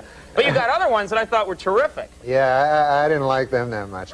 But it was very thrilling. The big thing was he forced them to do this. The big problem that Clinton has is this thing where he's going to pardon the McDougalls. He may or may not pardon him. Yeah, people don't know. The Whitewater people, we call them here at the show. And he said today, he was on the Good Morning America show, Clinton, and he said that he says he may pardon the McDougalls if they're, if they go to jail, he may pardon them.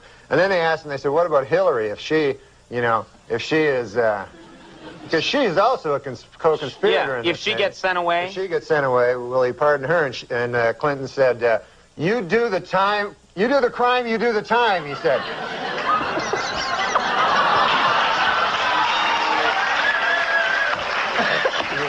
That was so sweet, you moved into three-point range and up and at the last second fouled. All right. I don't know about politics. All I know is yesterday it was windy. Now, you see, to me... Know that, right? To me, Norm, this sounds like a topic you can sink your teeth into. Yeah, exactly. It was windy. This is what the people really care about. Yesterday in New York, you guys know how windy it was, right? I'll tell you, it was so windy. I was walking down the street. I seen a robin. You know them robins? Yeah. He was pulling like a worm out of the ground. Yeah. Got whiplash. I never saw anything like it. You know robins pull worms out of the ground? No, I've never seen a robin. Your mind's always going. I'm always thinking about the jokes from the paper, so I can come on, especially when I come on your show, Sure. You know how I come on your show and I always try to have some jokes from the newspaper? Sort of like now, yeah. So here's the joke I got. Yeah. Y'all know about this woman, right, from Denmark that left her baby out in the street? Yeah. How do you feel about that, folks? Yeah. I don't like it either. I don't think that's right. Yeah. Good joke. Oh, no. That was the premise. Update would be so easy for you. It'd be such a great gig if that's all you did. That's all I What do you think about that, Boo? Yeah, all right. And in another story, President Clinton hurt his knee. What do you think? Oh, too bad. Yeah, okay. No, the point of it is this. I have a joke about it. Okay. Because they got reunited today. Oh. It was in the newspaper, in the New York Post and the New York Daily News. And so I was thinking, now they're flying back to Denmark, and this crazy woman puts the baby out on the wing.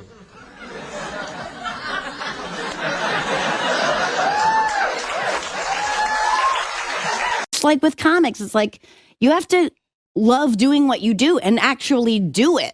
You're so you know right. what I mean? Like you can't just be lazy. That skates by for when you're naturally funny. You can be lazy at first, but eventually you got to get your shit together and work. It's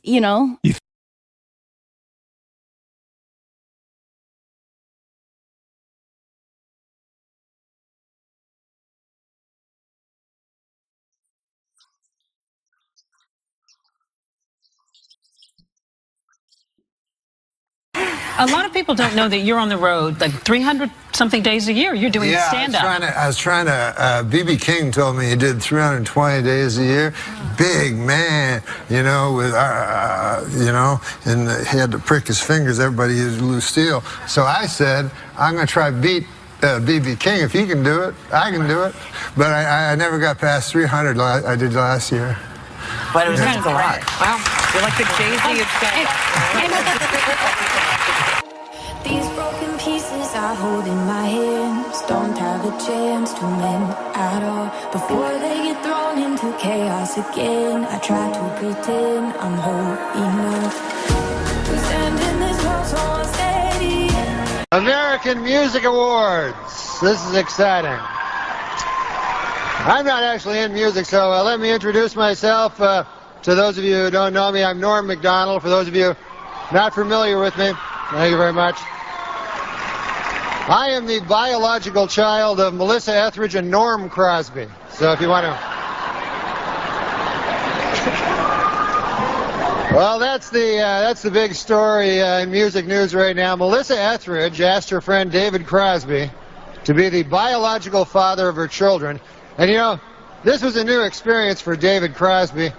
Usually when David Crosby picks up a turkey baster, there's a turkey in the vicinity. That's right.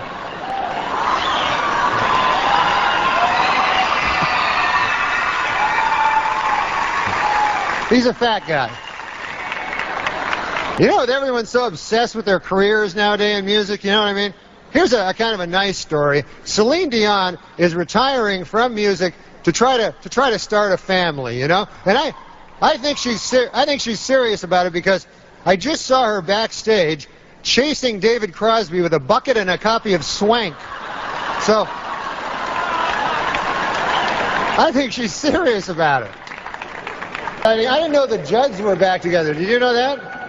I just saw them. I just saw the Judds backstage. Yeah, you're big Judds fans? I just saw the Judds backstage chasing David Crosby around with 6 mason jars and a ham sandwich tied on a fishing pole. I don't know what it means.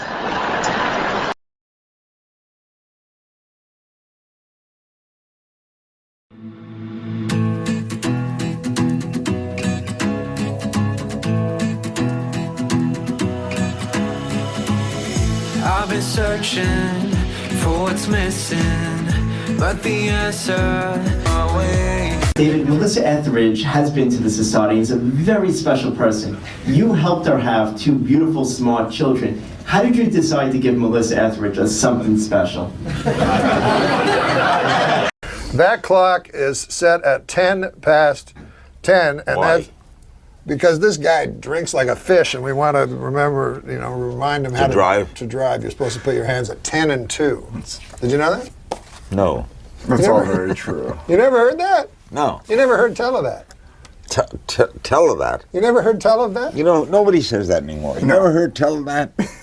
Because we have a thing here in the United States where you go and talk in front of the president. So you do a stand-up comedy, which is what I do. To the president? To the president and a bunch of press people. When? It's like a roast. Yeah. You never heard of that? Never heard tell of that? Go and do comedy at the president. Yeah. He sits down, you go and do some comedy. Well, not right to him, not just one-on-one. Right. There's a bunch of press people. The White House correspondence. It's called the White House correspondence. And so the guy, I said, what do you do for a living there, sir? You know, if you don't mind me asking. You know, what do you do for a living? I'm a nightclub comic, I tell the guy. So he says to me, he says, I work down at the University of Science there. He says, that's a good school, by the way. I can't remember the exact place. Sure. But he says, I'm a professor of logic. Oh. So he says, the guy says, logic. Now, what the hell is that? I never heard tell of that. Holy crow. You say more things that nobody says anymore. Holy crow. I haven't heard that since '58.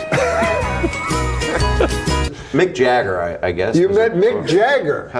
Now we're getting somewhere. Yeah. And Holy crow, what happened there? What's the story? There's got to be some story there. Well, it was a... You really want to hear? Yeah. Holy crow? I mean, meeting Mick Jagger? You met Mick Jagger. You met everybody. I've never met Mick Jagger. Mick Jagger. On SNL, you met pretty much I was in the years everybody. where they had bad hosts. What? I hosted. That's true. If this were a memoir, if this were a memoir, I would tell about my wife. What a battle axe. A battle axe? I mean, no one's called their wife a battle axe since 1945. They're saying John Hodgman might be the possible guy who could replace Craig Ferguson. What about him? Well, you see, he's too smart. He's, nobody wants an egghead or a blue stocking. What they want is, No one's talked that way in 80 years. What do you mean? No one wants an egghead or a blue stocking. They want a ham and egg man. They want a guy who gets his hands dirty. That's right. They want a fella like you and me, a man of the people. I'm gonna try this. Do you like hot sauce? Oh, I hate it. But you know, you gotta try new things in life. No, you don't. Yeah, you're right. Whoa! Son of a gun, that's hotter than a $2 pistol. Man alive. Well, welcome to Phoenix. How long have you been in town? I got in yesterday and I burned myself all over. We said, what were you doing? I know, it's hotter than a $2 pistol in this town. So you're a little peeling a little bit on the nose? Yeah. So you don't come here often in the summer, is that what you're saying? No. Yeah, it's a good plan not to come in the summer. And it's nice every other People leave month. in the summer, right? Yes. Yeah. They scurry out. Spent a lot of time in Southern California, San Diego. Are you drunk? Because all you did was ride a cooler and you're sweating. I am. Well, it's hot it's hotter than a $2 Well, he's pistol got like in here. 12 layers on, Yeah, I think. I thought it was going to be really cold. Well, you're from Canada. This should be springtime for you. No, I know I'm from Canada, but you know I'm still a human being. Like it's not like we evolved differently. Yeah, no, I'm from the frozen north. Yeah. Yeah, it gets colder than It gets colder than a... here it comes. Get your finger on the panic button. No, it gets colder than a vampire's demeanor. Okay, that's better. Wow. Surprisingly cerebral. You said this is the coldest you've ever been. You're Canadian, so are you okay with this? I've been colder than this. I've been colder than a vampire's... Go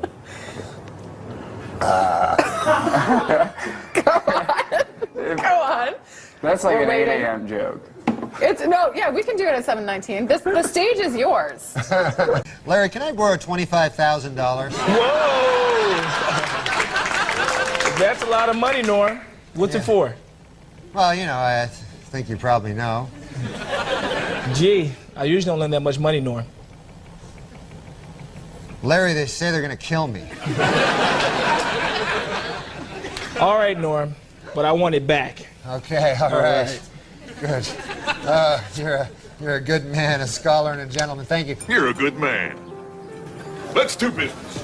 That's mighty fine, Harry. Let me tell you something, Harry. It's a pleasure and an honor to do business with a scholar and a gentleman like yourself. Yeah, I'll keep in touch. Well, hello, little lady. Hey, Sid, how are you? Why, I couldn't be better. I just broke into the wholesale business. Wow, congratulations. Do you know that my movies will be seen in every hotel in the Eastern Seaboard? Every hotel. Well, perhaps I'm bragging. Every hotel that allows facial cum shots. Porn business never sleeps. Guys, I agree with you then. Oscar Pistorius is a scholar and a gentleman. All right. He's a murderer. Turn it around on us. Alleged murder. I play Geezer. It was me, actually. Geezer's just an old chunk of coal that, you know. Thank you for having this old chunk of coal from the Ottawa Valley on your big city program. We are so pleased to have you with us, Norm. But my Merle Haggard was opening for him, you know. Okay. And I'm just an old chunk of coal. And I like Merle. Some of my strongest material comes from real life. Real life? Like, for instance, today I was driving in a car. You were kind enough to bring a car to bring this old chunk of coal here to the studio.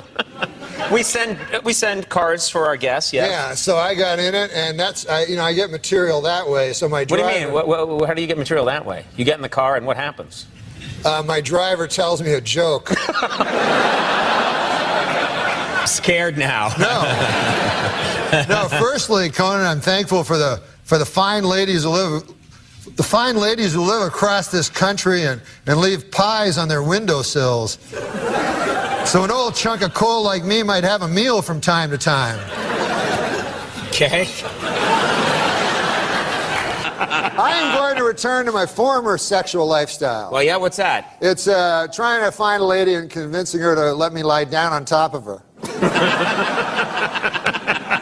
That sounds so romantic, the way you describe it. I want to lie down on top of you and take a nap? What do you... I'm just an old chunk of coal that likes the, Old chunk of coal. Yeah. Likes S&M, apparently. No, that's what I was just trying to. I'm getting back to just lying on top of a lady. Okay, all right. How do you feel about a woman? She's supposed to be my life partner. I look in the mirror the other day and I says to her, honey, I look in the mirror and all I see is a fat, ugly old man. And I need you to give me a compliment. She says, all right then. Your eyesight is damn near perfect. I said, you dirty dog.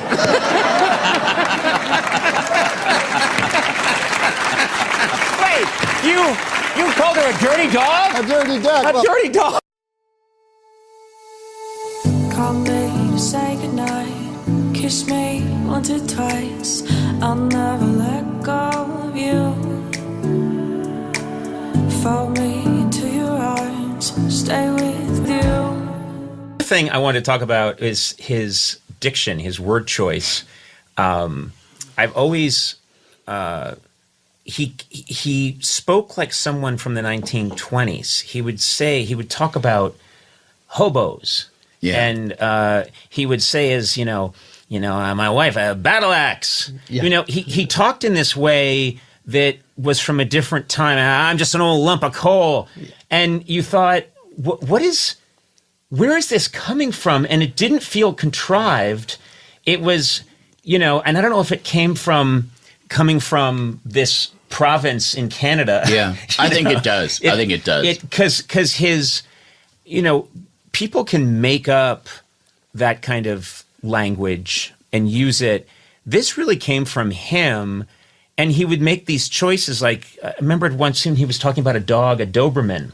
And he kept calling it a Doberman. That's right. And you were like, why is he calling a Doberman a Doberman? He was doing it on purpose. He would do little things that would catch your ear. And it's almost like poetry in a way. The way he would deliver and write his sets. Yeah, he had a real facility for the English language. Unbelievable. Really amazing construction. It all felt very spontaneous, but as I spoke to Robert Smigel, who was the original head writer on the Late Night Show. But more importantly, Triumph the Insult Comic Dog. Yeah. He refers to himself as Triumph the Insult. That's what it says on his... When he gets pulled over for speeding, it says on his driver's license, Insult Comic Dog, Triumph. Weight, 8 inches. But he said... he saw him perform somewhere, and I don't know where. But he said Norm went on a run, and it was hilarious. And he went up to Norm and said, "That was amazing, that run you went on in the moment." And he said, "That wasn't in the moment. That was completely crafted. Every single word of it was written out." I'll tell you something else too. Which he was a craftsman. Yeah, he was a craftsman.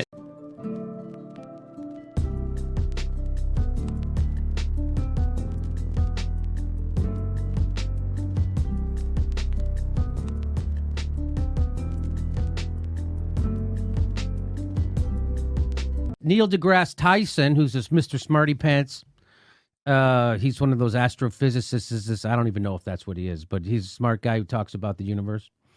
He says the universe is blind to our sorrows and indifferent to our pains. Have a nice day. I love Neil deGrasse Tyson. Now, that's a clever little quip, but there's a mistake there. Not a typo or anything. I mean, a mistake in the theory. Because can anyone tell what the mistake in the theory is? I didn't until I saw Norm Macdonald. Norm Macdonald caught it. He says, Neil, there is a logic flaw in your little aphorism and seems quite telling.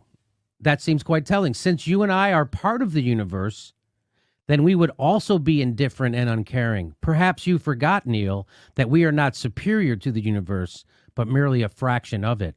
Nice day indeed. Oh. Boom, bam.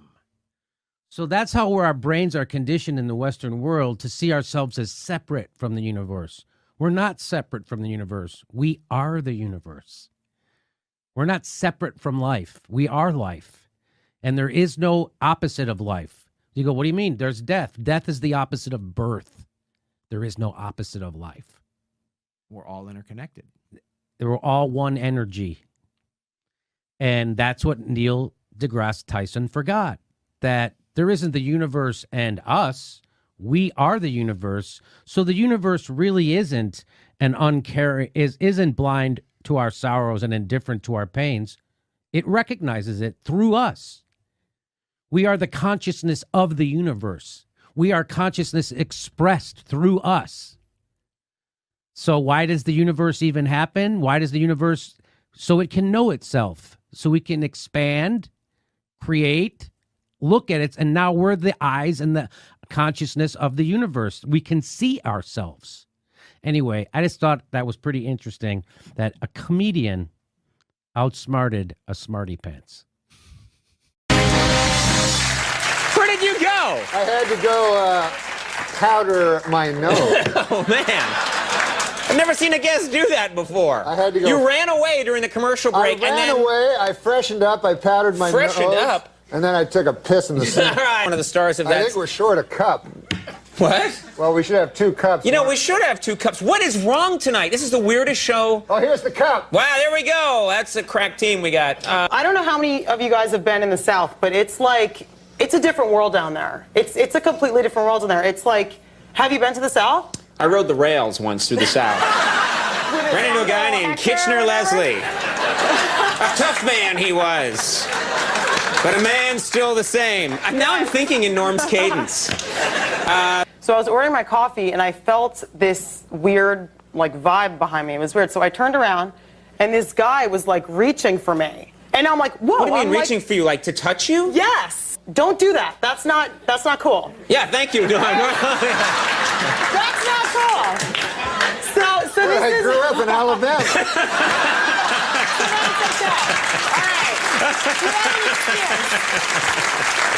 I love the South. We have a lot of affiliates down there. Hey. The South.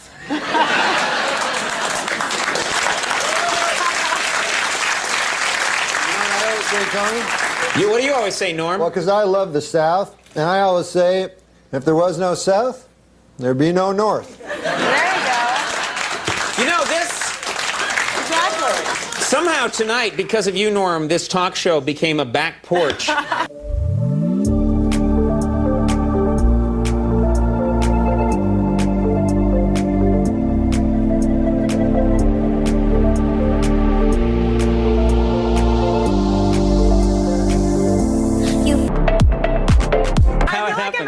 Party with like my drunk, you know, the guy who's always telling those stories where you just have to sit, no, I mean, your stories are good, but you know what I mean? What the hell was that? No, you know what I mean, where you sit there and you're like... Listen, I'm not going to kid you. I enjoy the occasional smidgen of whiskey. I enjoy an occasional schooner of beer. Schooner of beer? I'm not a schooner of beer. I'm not going to say... What century are you from? I like a flagon every now of mead, if you will. All right, fine. I'll be a little more modern in words that you'll understand. I occasionally enjoy stuffing my mouth full of OxyContin. Oh, jeez. All right, I'm ending this segment now. Also, we've asked Norm Macdonald. I'm doing the Jimmy Kimmel Show on Wednesday night, and I have not boldly at all, I have total confidence. I will open my set on the Jimmy Kimmel Live Show on Wednesday night, December 3rd, with the joke that Norm Macdonald will write during this podcast.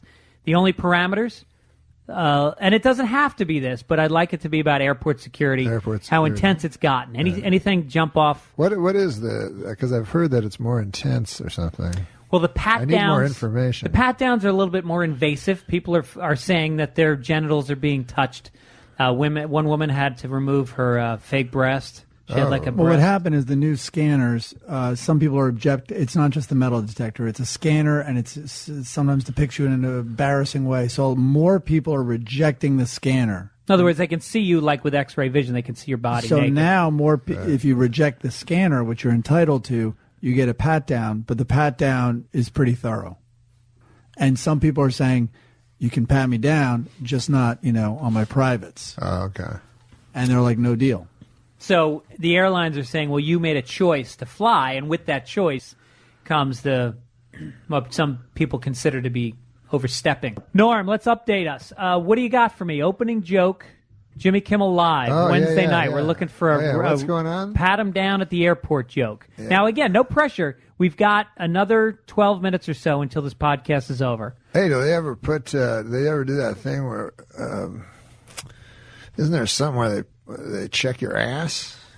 Yeah, it's a probe. Anal probe. Do they do that at the airport? What? That's a bad attempt. That's a bad attempt at a joke. Gibbons Mike, why don't you just say it, Mike? Gibbons. You don't want your fucking He's an fingerprints artist. on it? He's an artist. No, the TSA might think I keep my weapons between my festive testicles and what the fuck? My anus. And my anus. Hey, what are you, in third grade?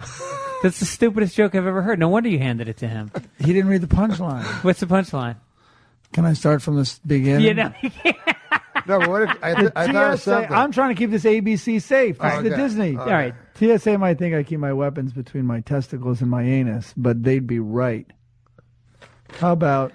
You're going meta on meta. You should go, TSA should know. I doubt they'll find anything on me because I keep all my weapons near my male G-spot. Give them that warning. You want to open with that? I love it. If they're not on board for that, what's a good I TSA walk. joke? You know what? If they don't laugh at that, I give them the finger. I walk off Jimmy Kimmel's stage. I think working male G-spot into a joke is fairly new ground. I think it's kind of funny. I want to go old ground on the first joke. I want something people can actually laugh at. Listen, man, don't they put your fingers? Don't they put their fingers in your ass? That's something? Old school. I've read that. I've heard about that. They can put their fingers in your ass. Yeah. Can no, they? not fingers. One. All right. Can you say that in a clean way? Yeah, anal probe. They can do an anal probe. Yeah. Digit. So can you say? Can you work? Can you? You know, I can just give you the. I can just give you the raw ingredients of a joke. Give me the Garofalo. I'll give you a tablet. Okay, so it's maybe they combine it somehow and check your prostate at the same time. That's not. I see where you're going with it. So maybe it's like, Wait, I flew Did in. I not just say male G-spot? Yeah, That's what it is. No, Shut but up, this way Mike. it's like a health service. It's I like it. So I just flew in from New York, and good news is there you go. I'm not carrying any loaded weapons. The bad news is I have 6 months to live. to live. It needs more Well, explaining. it needs more explaining though. The Raw good news- ingredients. I had a digital exam. They give me a digital exam at John F. Kennedy Airport. Good news is I'm not a heroin mule.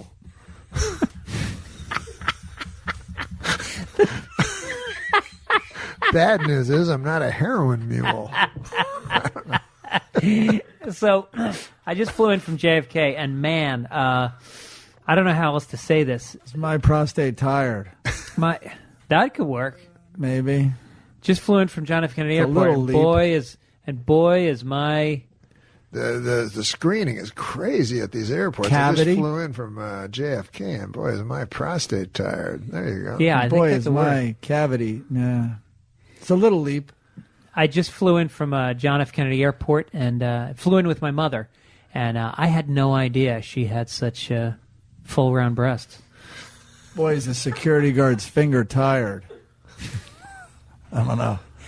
I just flew in from just got into the airport. I'm not saying that the exam was intense, but tomorrow night I'm meeting the guy's mother. I just flew in. They gave me an exam that was so intense. The good news, that hemorrhoid's gone. The bad news is I have an impacted molar. Now that's intense. That's deep. Boy, is the TSA guy's arm tired. That's close. It's a tough TSA. It's tricky. No, it's not. This is easy. Is it? Just flew in. Flight was on time. I can tell because the guy screening me's watch is up my ass. That's a great one. There we go. Okay, done. I'm glad I had you write a joke for me, Norm Were Macdonald. you just sitting on that the whole time? No, I just thought of that. That's Know that in this day, nobody's gonna change. You won't ever leave. On my mind again, I'm still not tired of it. Can make you want me. And I might act okay, say things will stay the same. Okay, cool, man. You're the kind of guy that likes games. Here's Yeah, I love a game that I thought of today. It's called Talk Your Way Out of It. I'm going to give you a situation that you're stuck in, and you're going to need to talk your way out of it somehow. Okay. You meet a beautiful woman. She wants to have sex with you, but she wants you to wear an afro wig. And while you're having sex with her, she's screaming racist shit at you. And then her neighbor opens the door and comes in. He's a black guy, and he's got a baseball bat. All right, so I agree to do it. Oh yeah, Is that you what want to you're have saying? sex with her, so I'm doing it. You're willing to wear the black African wig, and she's screaming horrible racist stuff. The guy walks in. He's black, and he's got a baseball bat. He's But very wait, angry. He walks in coito, like while we're doing it. Yeah, her door wasn't fully locked, and the yelling was so loud. He could hear you guys from next apartment. He could hear her yelling the N-word and, I see. fuck me. And I got you. And so And he, how do I talk? You want me to talk? now you gotta talk to the black gentleman who's got the Okay. baseball bat and talk your way out of this situation. Okay.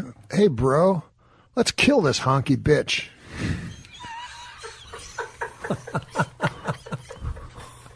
So you just commit to black. You just go, Yeah, I'm go. with you. Come on, man, you and me, jive turkey. And that was Talk Your Way Out of It with Norm Macdonald. When I first met you and I saw you, I was like, oh, he's doing like a Jerry Norm thing. Yeah, completely. Seinfeld and Norm. I think Attell and Dangerfield were my... Yes. Every comic you'd see, Joe Mackey was like Hedberg and Eugene Merman. Wow. You could always see who people were kind of influenced by in their first couple years. And for you, it was Norm Macdonald. I still remember when he made it to the finals on Who Wants to Be a Millionaire. He made it to the $1 million question, and he bailed because it was for charity.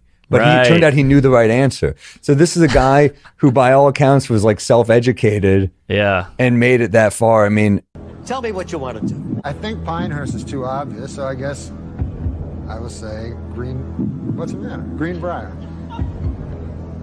What are you making that face for? I'm scared to death. Okay, I'll just give it $500,000. All right. What do you think? I have no idea. I said my guess. Did you say Greenbrier? Yeah. You would have won $1 million, but really one of the best comedy minds of all time. I remember Colin Quinn told me a story once that, one of my favorite musicians ever, Leonard Cohen, being a Canadian, would go see Norm Macdonald play. Whoa. And Norm was like, who's this guy? Who's this old guy? He didn't care that Leonard Cohen was a Norm Macdonald fan. Wow. Unbelievable. Not just his stand-up, but, I mean, an edgy, underappreciated Weekend Update anchor. Oh, the best. Easily the best Weekend guy. And I believe he followed Kevin Nealon, who I thought was great as well. Nealon was great. Yeah, different type of anchor. Yeah, Dennis Miller was always like lauded as the best one, and then I feel like Norm kind of took it over. Well, Norm was our guy. It's almost like people were like, I'm a Letterman guy, and then we're like, well, we're Conan guys. Right. That's kind of what Norm was. Remember, he did a bit that defended Tiger Woods that I thought was hilarious on the show, and the bit was basically like, how many... Well, he's like, yeah, he cheated, but think about how many women hit on him. Like he goes, how many women hit on you in this many years? He goes, 1 in 10 years. He goes, Tiger had like this many hundred. He only slept with this many. Right. And he did the math. He goes, he's more faithful than you are. That's a great angle for a bit. Also, Tiger is different than you and me. Now, how many chances do we have in our life to commit adultery? Maybe 10. So if we stray once... It's not even 10. We just think it's 10. If we stray once, that's 10%. Now, Tiger may have had sex with 50 or 60 girls, but what about the 3 million he could have but didn't? You got to factor those gals in. Then that makes the percentage 0.000000006, which statistically is 0. So, from a strictly mathematical standpoint, Tiger Woods is the most faithful man who has ever lived. A lot of great comics are like, well, I think it was more like the media was tearing Tiger to shreds. And even though we can agree what he did was wrong, I think he felt for him. And that was his way of being like, I feel for this guy that is being railroaded. Like, when you see the Tiger doc, you do feel for him. Sure, of course. There's nuance to the picture, and he added nuance. That's what I think. That's what I took from the bit. He was a true comic legend. I mean, so many comics revered him. He was a comics comic, and it's rare for those guys to break through and have the mainstream success that Norm had. But he really did. You know. Yeah. He had a lot of failed pilots, but he kept getting the pilots because I think he was one of those guys. I think even the suits were like, nah, he's good. Like, he had that kind of pure, tall, good-looking guy. Great observational, could work clean. Kind of had all the tools of what a mega star stand-up should have, but he was just so dry and such a disruptor, that would get in the way sometimes. But, totally. You know.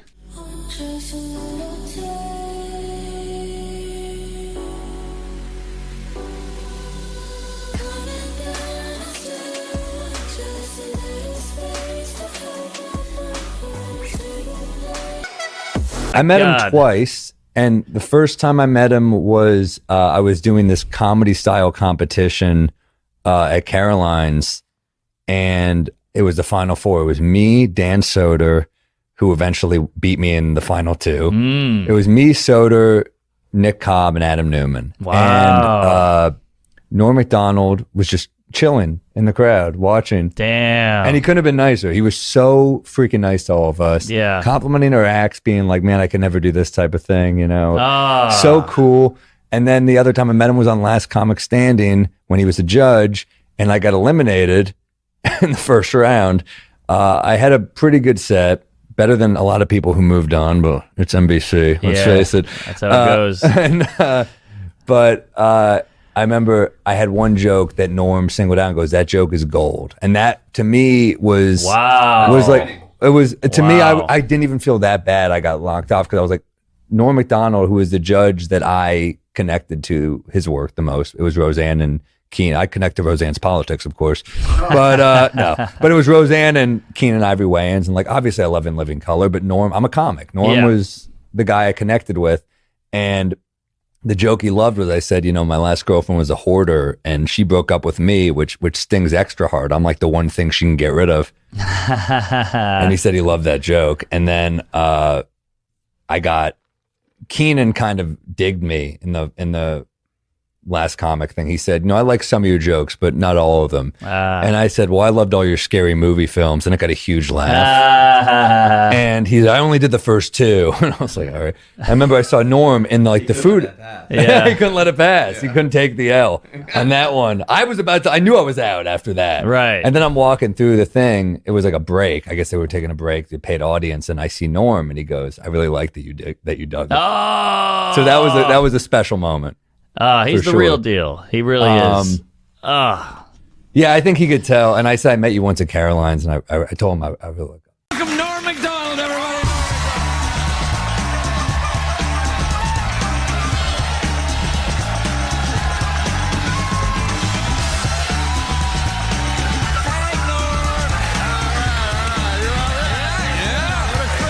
Hey, Norm. Yeah, they love you, Norm. They love you. Know you? All right, that's enough. That's enough. You're making Norm nervous now. Is an exceptionally funny man. He's an actor, comedian, and former news anchor for Saturday Night Live. Next week, comedy history will be made with the premiere of Sports Show with Norm Macdonald. You can watch it Tuesday nights at 10:30 on Comedy Central. Please welcome Norm Macdonald.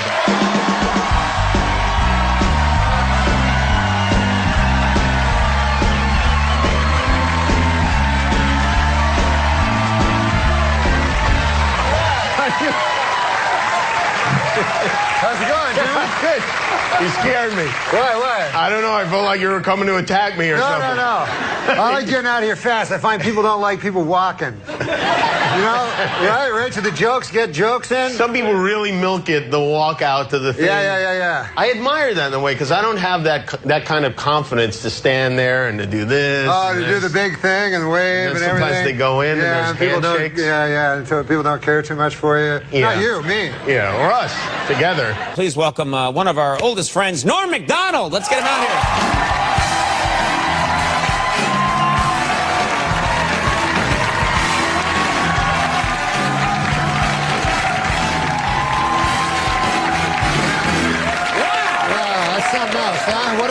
What a crowd. What a crowd. You guys are great, I'll tell you that. I've been on a lot of shows, but there's no better crowd than you right here. I'll tell you that right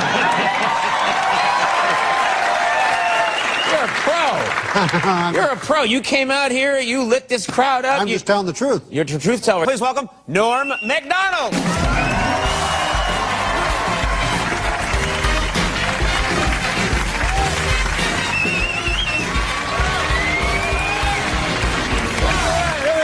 That's a can-do, Norm. You came charging out like that. Yeah, because Peter, look at this audience, man. They don't care about that. Why? They like jokes. One of the funniest guys around, Norm Macdonald.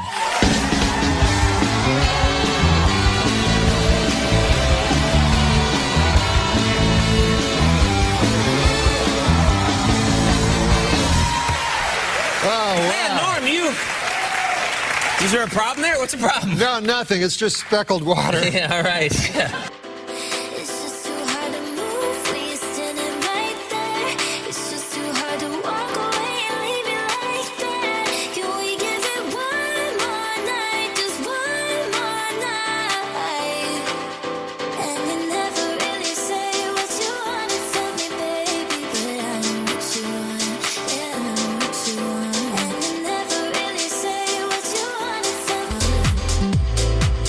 You got out fast. You, yeah. You I want to ran. get right to the jokes. Well, that's what the people are here for. They're not here to see a guy walk from there to there. No, I've never seen anyone care about the customer more than you. I love this audience, man.